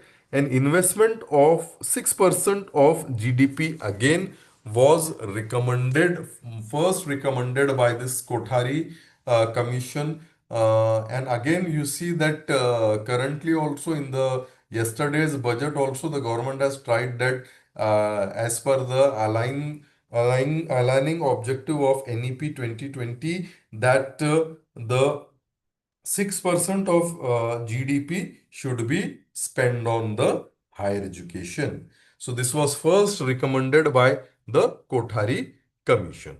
Also, vocationalization. You see that it stressed more on technical and vocational training linked to education for the productivity. One of the important part here which I would like to highlight in front of you friends, that when we are talking about generating employment in a developed nation, you see that generating employment in European countries or European nations is because they have stressed more on vocational and technical education. We can say that in the developed nations, especially in the European countries, 35% of population has got job due to vocational and technical education. So it is the day for, it is today that these people are getting employment, and this was first recommended by Honorable Kothari Commission way back in the year 1964-66. Then we had the first national education policy of 1968. You see that the first national education policy, which was promulgated by Indira Gandhi government, and it was based on the Kothari Commission recommendation of 1964-66. And you see that again, it was recommended that should be a free and compulsory education to all. Then three language formula, Hindi for separate for Hindi and non-Hindi speaking states. Then education structure was 10 plus 2 plus 3. Then funding target, again, it was recommended that 6% of GDP should be spent on these things. Then language and culture. You see that it stress development of regional languages of Sanskrit. Then teaching empowerment. It emphasized improving teacher status, salaries, and academic freedom. So this was the first post-independence foundation phase. Then in the year, after a gap of several years, in the year 1986, the second education policy was formed under the Prime Minister of Government of India, Dr. Rajiv Gandhi, to modernize the education system and to prepare India for challenging of 21st century. And it aims to remove the educational disparities, provide equal opportunity to the all section of society, including SC, ST, women's. Again, the key recommendation was 10 plus 2 plus 3, which was recommended in this education policy, second education policy.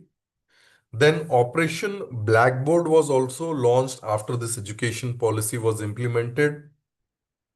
And you see that this phase of Operation Blackboard aimed to improve primary school infrastructure by providing at least 2 large all-weather room essential for teaching material, blackboard, maps, and charts, and at least 2 teachers, one of whom must be a woman.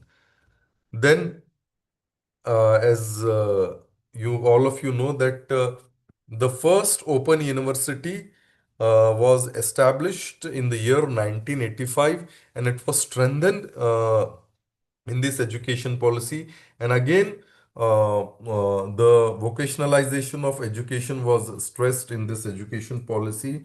Then teacher training, establishing of district institute education and training program, early childhood care and education, examination reform, comprehensive evaluation, modernization. Again, 6% of GDP was the target for spending on this higher education or special education was the key recommendation of this NEP 2020. Then in the year 1992, we have Program of Action Committee. Again, you see that the key recommendation of this Program of Action Committee was universalization of elementary education, then expansion of Operation Blackboard, then education of equality, then vocationalization, teachers training. All these were recommended by this thing. And that is program of action. Then in the year 2005, we have National Knowledge Commission. National Knowledge Commission. National Knowledge Commission 2005. Again, the key recommendation of this National Knowledge Commission was to give access to knowledge, focusing on national knowledge network, digital libraries, and to overcome the digital divide. Then creation of knowledge, knowledge application, knowledge services. Then this National Knowledge Commission has proposed around 1500 universities and 50 national university to increase the gross enrollment ratio. English language. Also, it recommended teaching English as a subject from class 1 to improve global competitiveness. RTE was advocated in this National Knowledge Commission, which became an act in the year 2009. Then National Knowledge Network recommended connecting over 1500 research and academic institutions with high-speed data network. And in the year July 2014, this National Knowledge Commission was abolished. So this phase was called as economic liberalization and expansion phase.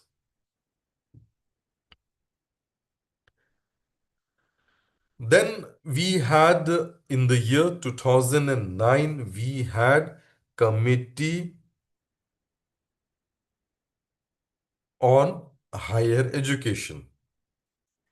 You see that the key recommendation of the committee, which was chaired by Professor Yashpal, the original task was reviewing the functioning of UGC and AICT, but expanded its scope to address deep-seated arbitration in the entire higher education system.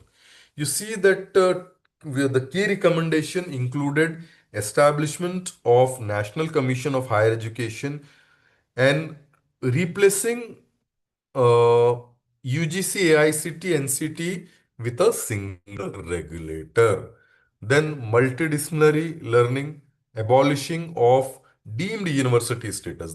This committee has recommended that deemed university status should be abandoned, suggesting that deserving institution should be converted into full-fledged universities. Then autonomy was given to IITs and IIMs. Also, curriculum reform and undergraduate focus was there in this Yashpal committee. Then in the year 2013, we had RUSA formed for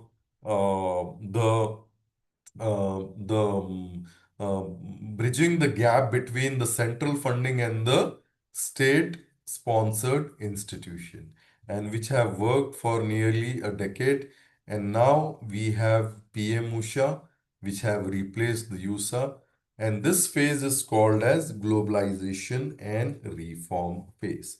And in the last phase, that is contemporary transformation phase, we have National Education Policy 2020, in which all of you have witnessed.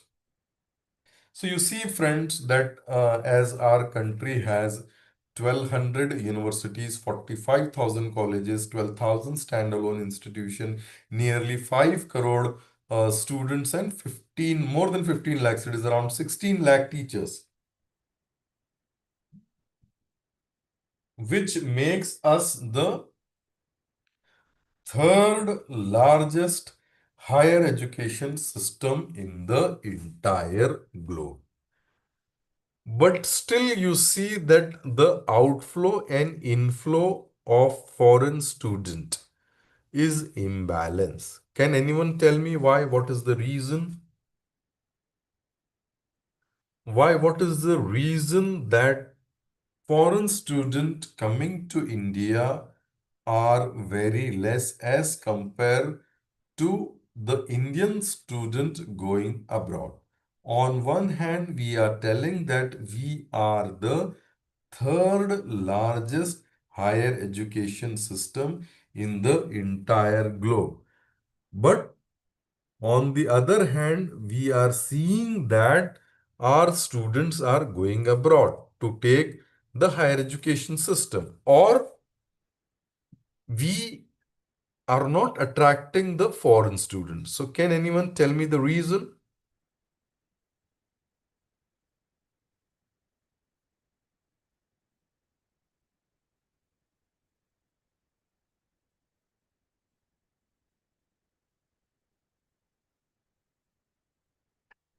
You see that there are several reasons why we are attracting very less foreign students, or why our students are growing abroad. But what I think the major reason for the foreign students not coming to India is due to, first and the most important thing, is the lack of infrastructure in the Indian Institute. Exceptional the cases of IITs and IIMs or the centrally sponsored higher education institution. You take the examples of state sponsored institution, or you take the examples of colleges and universities, private colleges and universities, as compared to the foreign universities and colleges, we are having very less number of infrastructure, good infrastructure available with us. And as compared to the foreign institution, the curriculum is not updated. This is one of the major reason or drawback of the higher education of our country, in which you see, friends, that our country, the syllabus in the higher education in our country is very old or not updated or not as per the job market or the requirement of the industries. So that need to be upgraded and updated. Again, one of the reason is the global ranking. Again, taking the exceptional case of IITs and IIMs, you see that our institution really shy to take the international rankings. We are very limited to NAC and MBA. We are not going for the international rankings. We are not going for the international evaluation. And because of this, when we talk about the Indian universities, as we are telling that we are the third largest higher education system in the entire globe. But we failed to attract the students because students know that if these universities are not globally ranked, they will create a problem in getting the employment post studies. So global ranking plays a major role in getting a job to the student, to your alumni. So these are the reasons. And again, one of the important reason is the funding. Exceptional cases, very few cases are there in which funding is available, like Study in India scheme. Then we have few scholarships from ICSSR. But other than that, no major universities are providing scholarship, fellowship to the foreign students. That's why the foreign students are less attracted towards our country. You see, friends, that uh, we are having, as per the records, the top 8 states in terms of highest number of colleges in India are Uttar Pradesh, Maharashtra, Karnataka, Rajasthan, Andhra Pradesh, Tamil Nadu, Madhya Pradesh, and Gujarat. And you see that when these states are having highest number of colleges, you see that uh, number of students are more in this university, in these states. You see that Bangalore tops the urban district in terms of number of colleges with 1000, and Jaipur is on second with 600 colleges. When we are talking about a district having maximum number of colleges, Bangalore district have around 1000, urban district have around 1000 colleges. And you see that college density for 1 lakh eligible population varies from 1 in Bihar to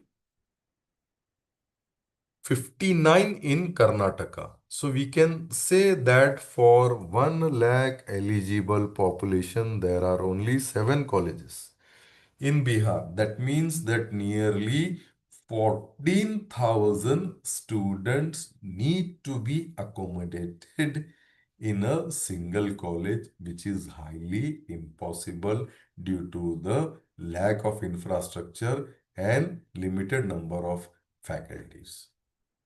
When we talk about Karnataka, you see, friends, that for 1 lakh eligible population, Karnataka has 59 colleges, which is a very good number. For 1700 population, they have a single college.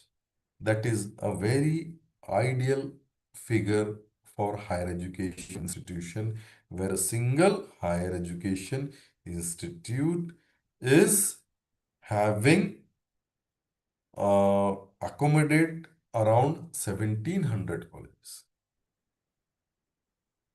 Then all India average, we are having 30 colleges. That means that 3000 students need to be accommodated in a single college on India average. In the rural area, we are having 60% of colleges and 10% colleges are exclusive for female. You see that maximum colleges are privately managed, nearly 84% colleges are privately managed. Gross enrollment, the current gross enrollment is only 28%, and the target for this gross enrollment is to take off 50%. Maximum students enrolled at UG level, nearly 80% students are enrolled at UG level.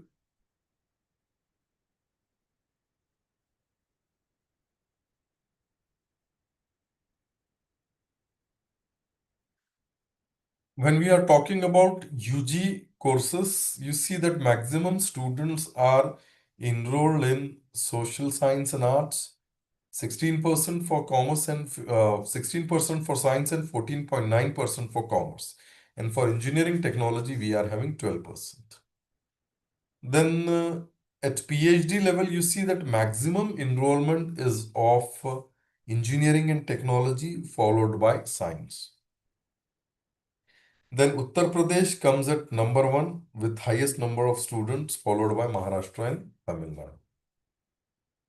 You see that again, a figure needs your attention that we are having the highest number of foreign students coming from Nepal, Afghanistan, Bangladesh, Bhutan, and Sudan. I'm not against that the students should not come from here, but where are the students from developed nation? No students of developed nation is coming to our country. Again, you see, friends, that the male-female ratio is very good in higher education of our country. You see that we are having 57% of male teachers and 43% of female teachers. And this ratio is one of the best available ratios in any employer. In any employment, this is one of the best ratio. Even in the developed nation also, the male-female ratio have never crossed for 35% female to 65% male. But in our country, teaching, which is also called as a noble profession, in this noble profession, we are having very good male-female ratio. We have around 20 lakh BA degrees awarded, 10 lakh BSc degree, followed by 9 lakh BCom degree. Maximum students have passed at PG in MA, followed by MSc and MBA. Then you see that for PhD, maximum number of students have outturned in science stream, followed by engineering technology. And you see that the share of PhD student is highest in state public university, 29%. Then comes the institution of national importance, that is 23%. Deemed university is 14% and central university is 13%. So maximum burden of the foreign student is on the state public university, nearly 29%. Again, friends, a slide which need your kind attention is how the things have grown post-independence in higher education, and especially in this past decade, how the things have suddenly changed. I need your attention here. You see here, when we are talking about the universities, we were having only 30 universities in the year 1950, post-independence. And the figure which improved nearly 50 years, the figure has improved to only 256 universities. But in this past 20 years, that figure has jumped to 1200. Again, I am showing you the figures, these statistics of 2022, and the latest figures were not available with me. So I hope that it is more than 1200 now. So there is a high jump when we are talking about the state or the universities, be it a private, central, or the state university, nearly 1200 universities, which has jumped from 200 to 1200. Same is the case with the colleges. When we are talking about colleges, at the in the year 1950, we were having only 578 colleges. And that figure was improved in the past 50 years of post-independence. It was improved to 10,000 colleges. But you see that from 10,000 colleges to right now, we are having 45,000 colleges in our country. That is a huge jump. You see that again, I have told you that Bangalore urban have topped when it comes to the universities, colleges. Then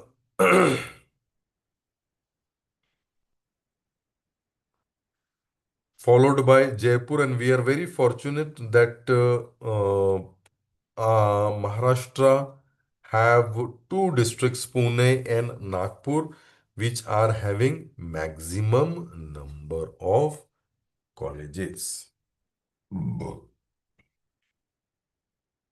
Then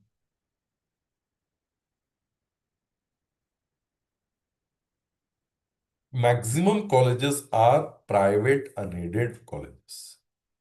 And you see that how are the problems of unaided colleges the teacher has to face. All of you know very much better. So when you will see in near future that when the single regulator will be there, the norms will be more strict for the private colleges. Then gross enrollment ratio. You see, friends, that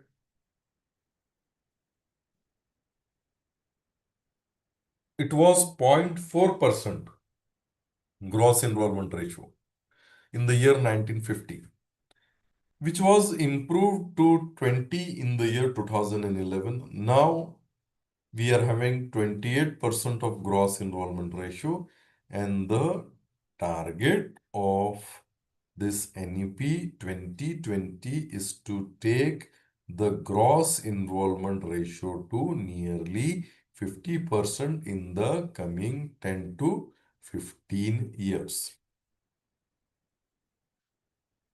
You see how enrollment is going on in three types of institution: state universities, state private universities, and central universities.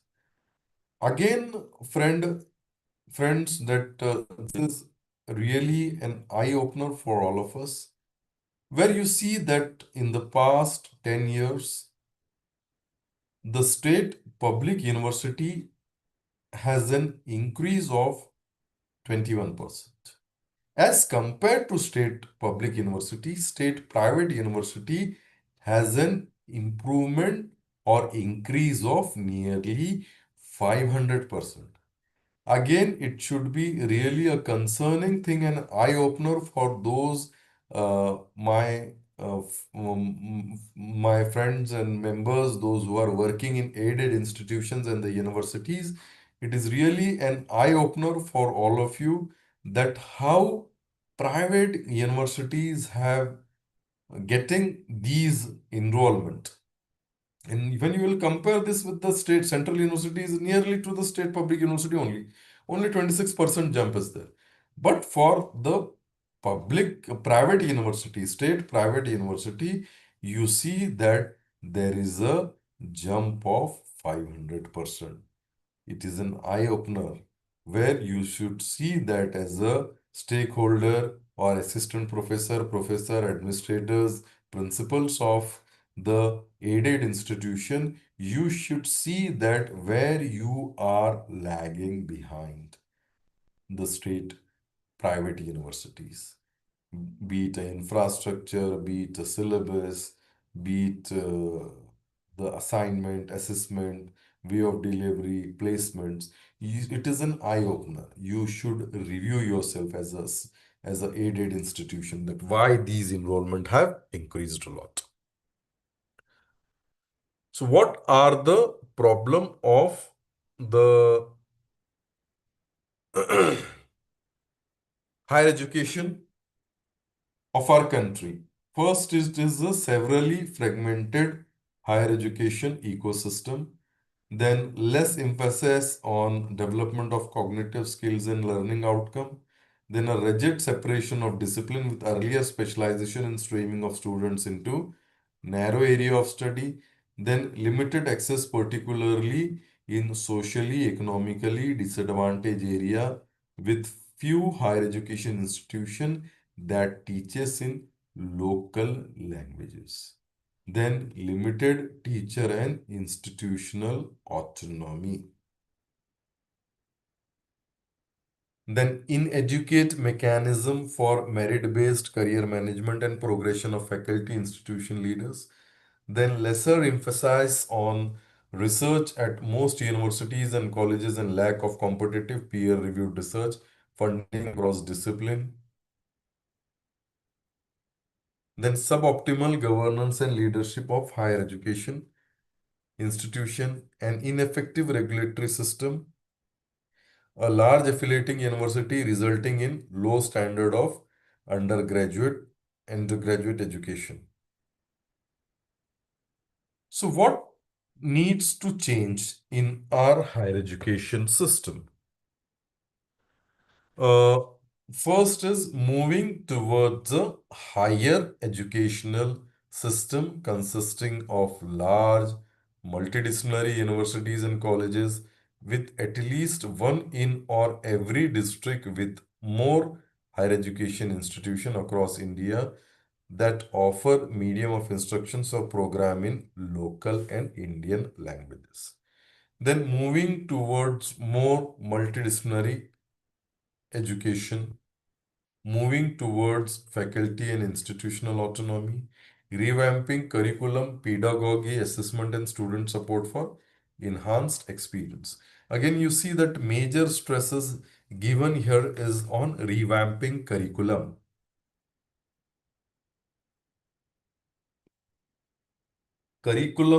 Updating curriculum is very important. Then reaffirming the integrity of faculty and institutional leadership position through merit appointments and career progression based on teaching, research, and services. Then establishment of National Research Foundation to fund outstanding peer-reviewed research to actively seed research in universities and colleges. Governance of higher education institution by high qualified independent board having academic and administrative autonomy. Again, single regulator, we have got a single regulator now. So what is the problem of our country when it comes to the funding? Still, I will just give you or quote you that no government have succeeded in getting 6% of GDP spent on the higher, education sector. None of the government since independence. So I hope that in future this target will be achieved. Just to highlight in front of all of you, I'm showing you the budget of Harvard University And that budget of 2013, it was of 30,000 crores. And after 5 years also, our country's entire higher education budget was 26,000 crore rupees. So we can say that we are not even equaling to a single university, foreign university budget when we are talking about the funding. Affiliating system. Again, you see, friends, that affiliating system, India is one of the 4 countries in the world where colleges are affiliated to a particular university, followed by Pakistan, Bangladesh, and Sri Lanka. It is only in the colonized country where this affiliating system is work. And you see here that in the coming 10 to 15 years, completely the affiliating system will be abolished completely. Again, the gross enrollment is 50% of 2035. We have to achieve 50% of gross enrollment. As all of you know that now we are having multiple entry exit. We are having a 3-year degree program and 4-year degree program, and for both the degrees we are having multiple entry and exit.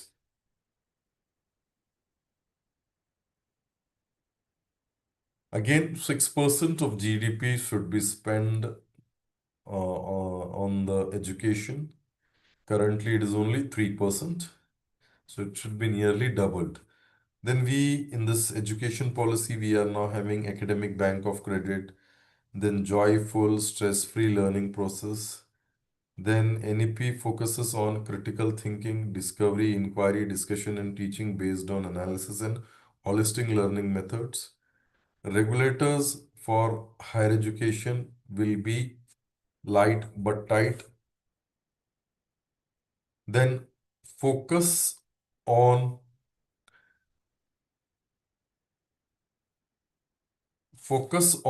learning to ensure that students are educated to the higher standard.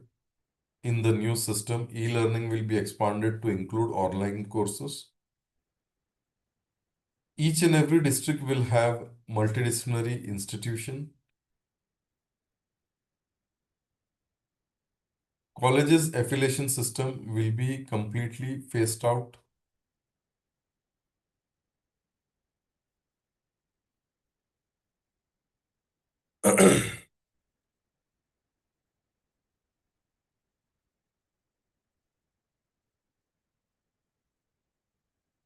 There will be gender inclusion fund, special education zone for disadvantaged region and group is also focused list. Then Bal Bhavans will be also developed. Then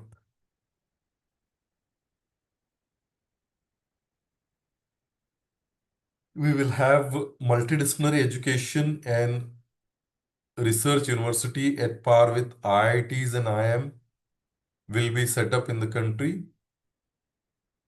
Also, accreditation and regulation rules will be used for both public and private academic body. Autonomy will be granted to the colleges. By the year 2030, it will be mandatory to have a 4-year degree program for joining a teaching occupation. And students will be prepared for future pandemic situation. Online academic will be promoted on a large scale. Few drawbacks are also there of this education policy. Language is one of the major drawbacks. जब हम 3 language formula की बात करते हैं, then we are having shortage of teachers also. This education policy also stress more on what you will say internationalization. There is more stress on internationalization when we are talking about this NEP 2020. And you see that due to this internationalization, what will happen that we can take the country at the international level. Also, you see, friends, that while achieving the global study destination, premium education at affordable cost will be one of the reasons. So, how we can achieve internationalization is by our core competencies, including yoga, philosophy, Ayurveda, health, Sanskrit, and Vastu Shastra. We should promote these things, which can become a global advantage to all of us. Also, we can stress more on STEAM education, providing internship and apprenticeship to make the students attract more, foreign students attract more. Then quality residential facilities to the students from abroad to ensure effective living condition and learning environment to the international students. Uh, then integrating incoming international student with local communities, including assessing faculty, mentor, host families, and student buddies. Friendly environment for incoming students to have safe, positive, and holistic experience. Offering language, local language course and other bridge courses as needed. Then foster connection among domestic and international students and value the inputs of international students on campus. Also, promoting the courses and subjects like knowledge of India, its languages, arts, history, culture at global level can also be done. Also, tuning agreements can be done. You see that now uh, in the year 2023, the University Grants Commission have come up with Tuning Agreement Act, where the Indian universities can collaborate with the foreign university and they can offer the joint degree program. What an Indian student can do, he can have a first year in India and complete 2 years abroad, or he can take 2 years here for a 3 year degree program. I'm telling, for he can take 2 years here and 1 year abroad. That is a tuning agreement, which have to be signed and proper approval must be taken by Government of India. It should not be anti-national thing where the university and syllabus should be should show or not show any signs of any anti-social element activities also. So these are the things by which you can go at international level also with the help of tuning agreement. You can have of uh, what you will say a faculty exchange program. You can have a student exchange program. You can organize conferences, workshop, so that internationalization can be achieved. So why internationalization should be achieved? Because you see that, friends, when we are talking about our student today, we are not just building student for our country. We are building students for the entire globe. So global citizen approach should be there. The student must know that why there is a conflict between Ukraine and Russia, Palestine and Israel, Iran and USA. What is a petrodollar? What is a WTO? What is GATT? How trade works. So these awareness need to be there in your students. A global citizen approach should be developed. Critical thinking, problem solving, technological skills, communication skills of the students need to be updated. Also, cross-cultural awareness and adaptability of the student should be there. He should adapt to the changes, because you see that what culture Japan has as a developed nation, the same culture cannot be implemented in USA. There is a lot of difference between the culture between Japan and USA, between Saudi Arabia and um, uh, and uh, and any European country. So these cross-cultural awareness need to be there in your in your students. Also, Indian knowledge system is one of the core component of this IKS, where you see friends like for each and every subject in this NEP 2020, we have a history of each and every subject, be it commerce, science, social science, languages, mathematics, chemistry, biology, zoology. Every subject has its own history. In our country, we are having one of the oldest civilization in the entire globe. सबसे पुराना सभ्यता जो है वो भारत देश की, we have Nalanda, we have Takshashila university. The roots of Indian civilization is very old. So you take any subject, be it science, social science, language, commerce, botany, zoology, chemistry, every subject have something in it which is called as Indian knowledge system. And 10% of your syllabus, be it a UG, PG, or refresher courses, orientation courses, should be devoted towards this IKS only. And you see, friends, that you should design your own syllabus and you should carry forward the message of our Indian tradition to our young brains today. Regarding again ICT based internationalization, you see that due to ICT now we are having one of the Hello. major advantage of this ICT in higher education. You see that if you want to go Hello. international with the help of ICT, you can go. Sir, sorry for the interruption. I think there is some question from Dr. Lande, madam. Okay. Yes, Dr. Shah. Hello, sir. I have a question for that Indian knowledge system. This subject is in the UG system means every field like art, commerce, science, and also in engineering. So there is my question is that sir, this subject is only 2 credits. According to if we think about history, sir, so there is a vast history, but in this subject you are mentioning all that points, but it is not sufficient, sir, That because that will students are not. that will be, ma'am, gradually increased because you see that we can't directly tell that the syllabus should be around 30-40%. So gradually we can increase it. And if you are saying like that ki history काफी बड़ा subject है, so what you can do, you can have a few, if you have say of 10 units, what you can do, or 9 units you are having, you can design a syllabus like that. Each year 3 units can be covered of your subject. So while a person or student gets graduate, all the three all the in this his 3 years, all the 9 units will be covered. That can be done. No, sir. Means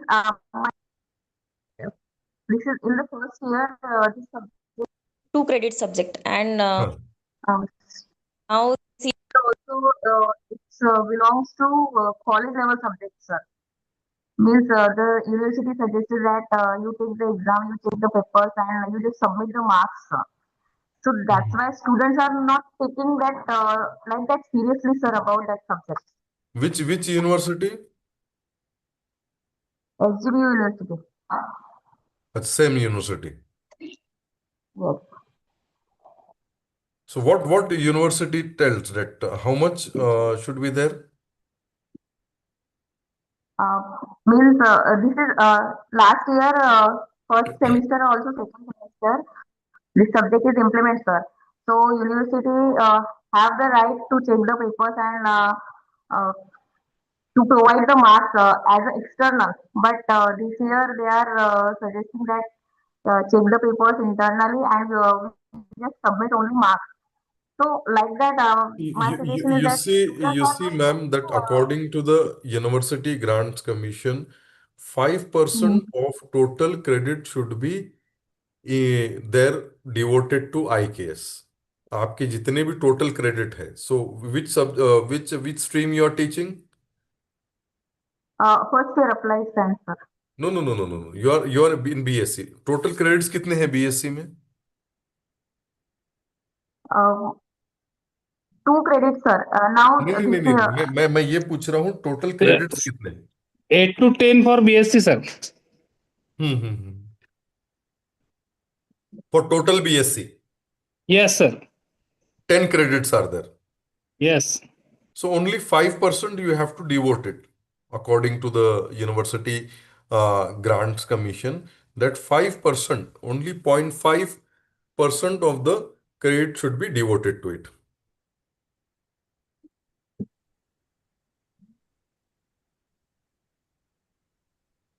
sir मैं lecture में हूँ, लगा हूँ lecture होने के बाद। Hello, lecture में हूँ सर, तो लेक्चर मेरा सवाल ये था कि सब्जेक्ट सीरियसली नहीं ले रहे क्रेडिट कम होने के कारण। बढ़ेंगे मैडम वो। It is an initial stage, मैंने भी आपको वही बताया है कि ये इनिशियल स्टेज है।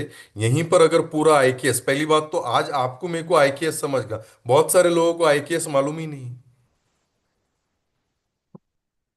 आईकेएस का ही अवेयरनेस अभी उतना हुआ नहीं है, और हर किसी को ये लगता है कि आईकेएस बोले तो it will be related to history only. But for chemistry also we are having IKS, for botany also we are having IKS, for zoology also we are having IKS, for commerce also we are having IKS.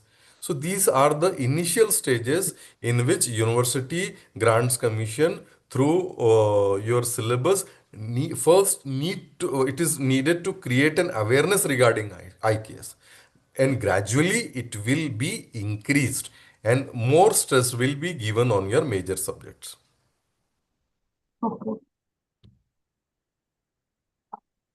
So coming to the conclusion of my lecture, you see that ICT based internationalization is also can be done. You see that when we are talking about internationalization, you see that now we can achieve internationalization through these ICT modules like MOOC lectures. We can have online this workshops, seminars, web conferences. With the help of the technology, internationalization can be achieved. Also, you see that academic and research collaboration can be done at foreign university, as I've told you, tuning agreement also. Brand building abroad can be done like Indian art, culture, yoga, Ayurveda, Buddhism can be created online also. Extensive use of digital platform and virtual mode for such brand building exercise can also be done. Alumni Connect should be also be there when we are talking about the internationalization. Also, your institute should have an office for international affairs. Uh, then there are few challenges when we are talking about internationalization. Uh, mm, you see that basic infrastructure, as I have told you, curriculum, outdated curriculum. Then we are having general cultural scholarship schemes, global initiative for academic network, Connect to India program, study in India. These are the initiative through which CV Raman Fellowship we are attracting the foreign students. So just we have to conclude before 5. So now the session, now it is open for a 10 minutes question. Thank you, sir. Thank you so much. Participants, the forum is open for discussion. Now, if you have any queries or the question, you can directly ask to Professor Rafi, sir. Please, anyone. It will be really appreciable. Sir इधर HRDC आ जाइए ना, अपन final करके forward ही कर देते। Yes, anyone has any question or the queries?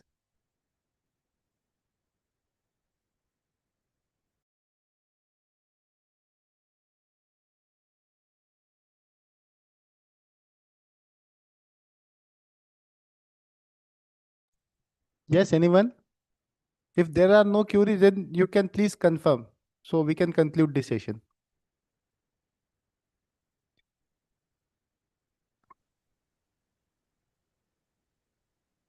No queries, sir. Okay. Professor Rafi, sir, I think there are no questions or the queries. So if you could permit, shall we conclude, sir? Yes. Yes. Yes, sir. Yeah. So on behalf of Palvi Mission Teacher Training Center, Sant Gadge Baba, Amravati University, Padma Shri Dr. V.B. Kolte Patil College of Engineering and Technology, and all our learned participants, I extend my sincere thanks to Professor Rafi sir for such a wonderful session. During this 90-minute session, sir has explained the concept of the higher education from local to global perspective. Definitely a number of things sir has explained in a very brief, and it will be our responsibility to elaborate or explore that things for our betterment, for betterment of our institution, and ultimately for our society. With this, sir, I once again extend my sincere thanks to you for your thought-provoking session and precious time here, and with the kind Thank you, consent of Ankit ji. Thank you. with the Again, kind consent today of I am in hurry because there is a call from the Honorable Vice Chancellor yeah, Office. sir, I yeah, have to move. definitely, sir, Huh? definitely, sir. Okay. Thank you, sir. Thank you so much.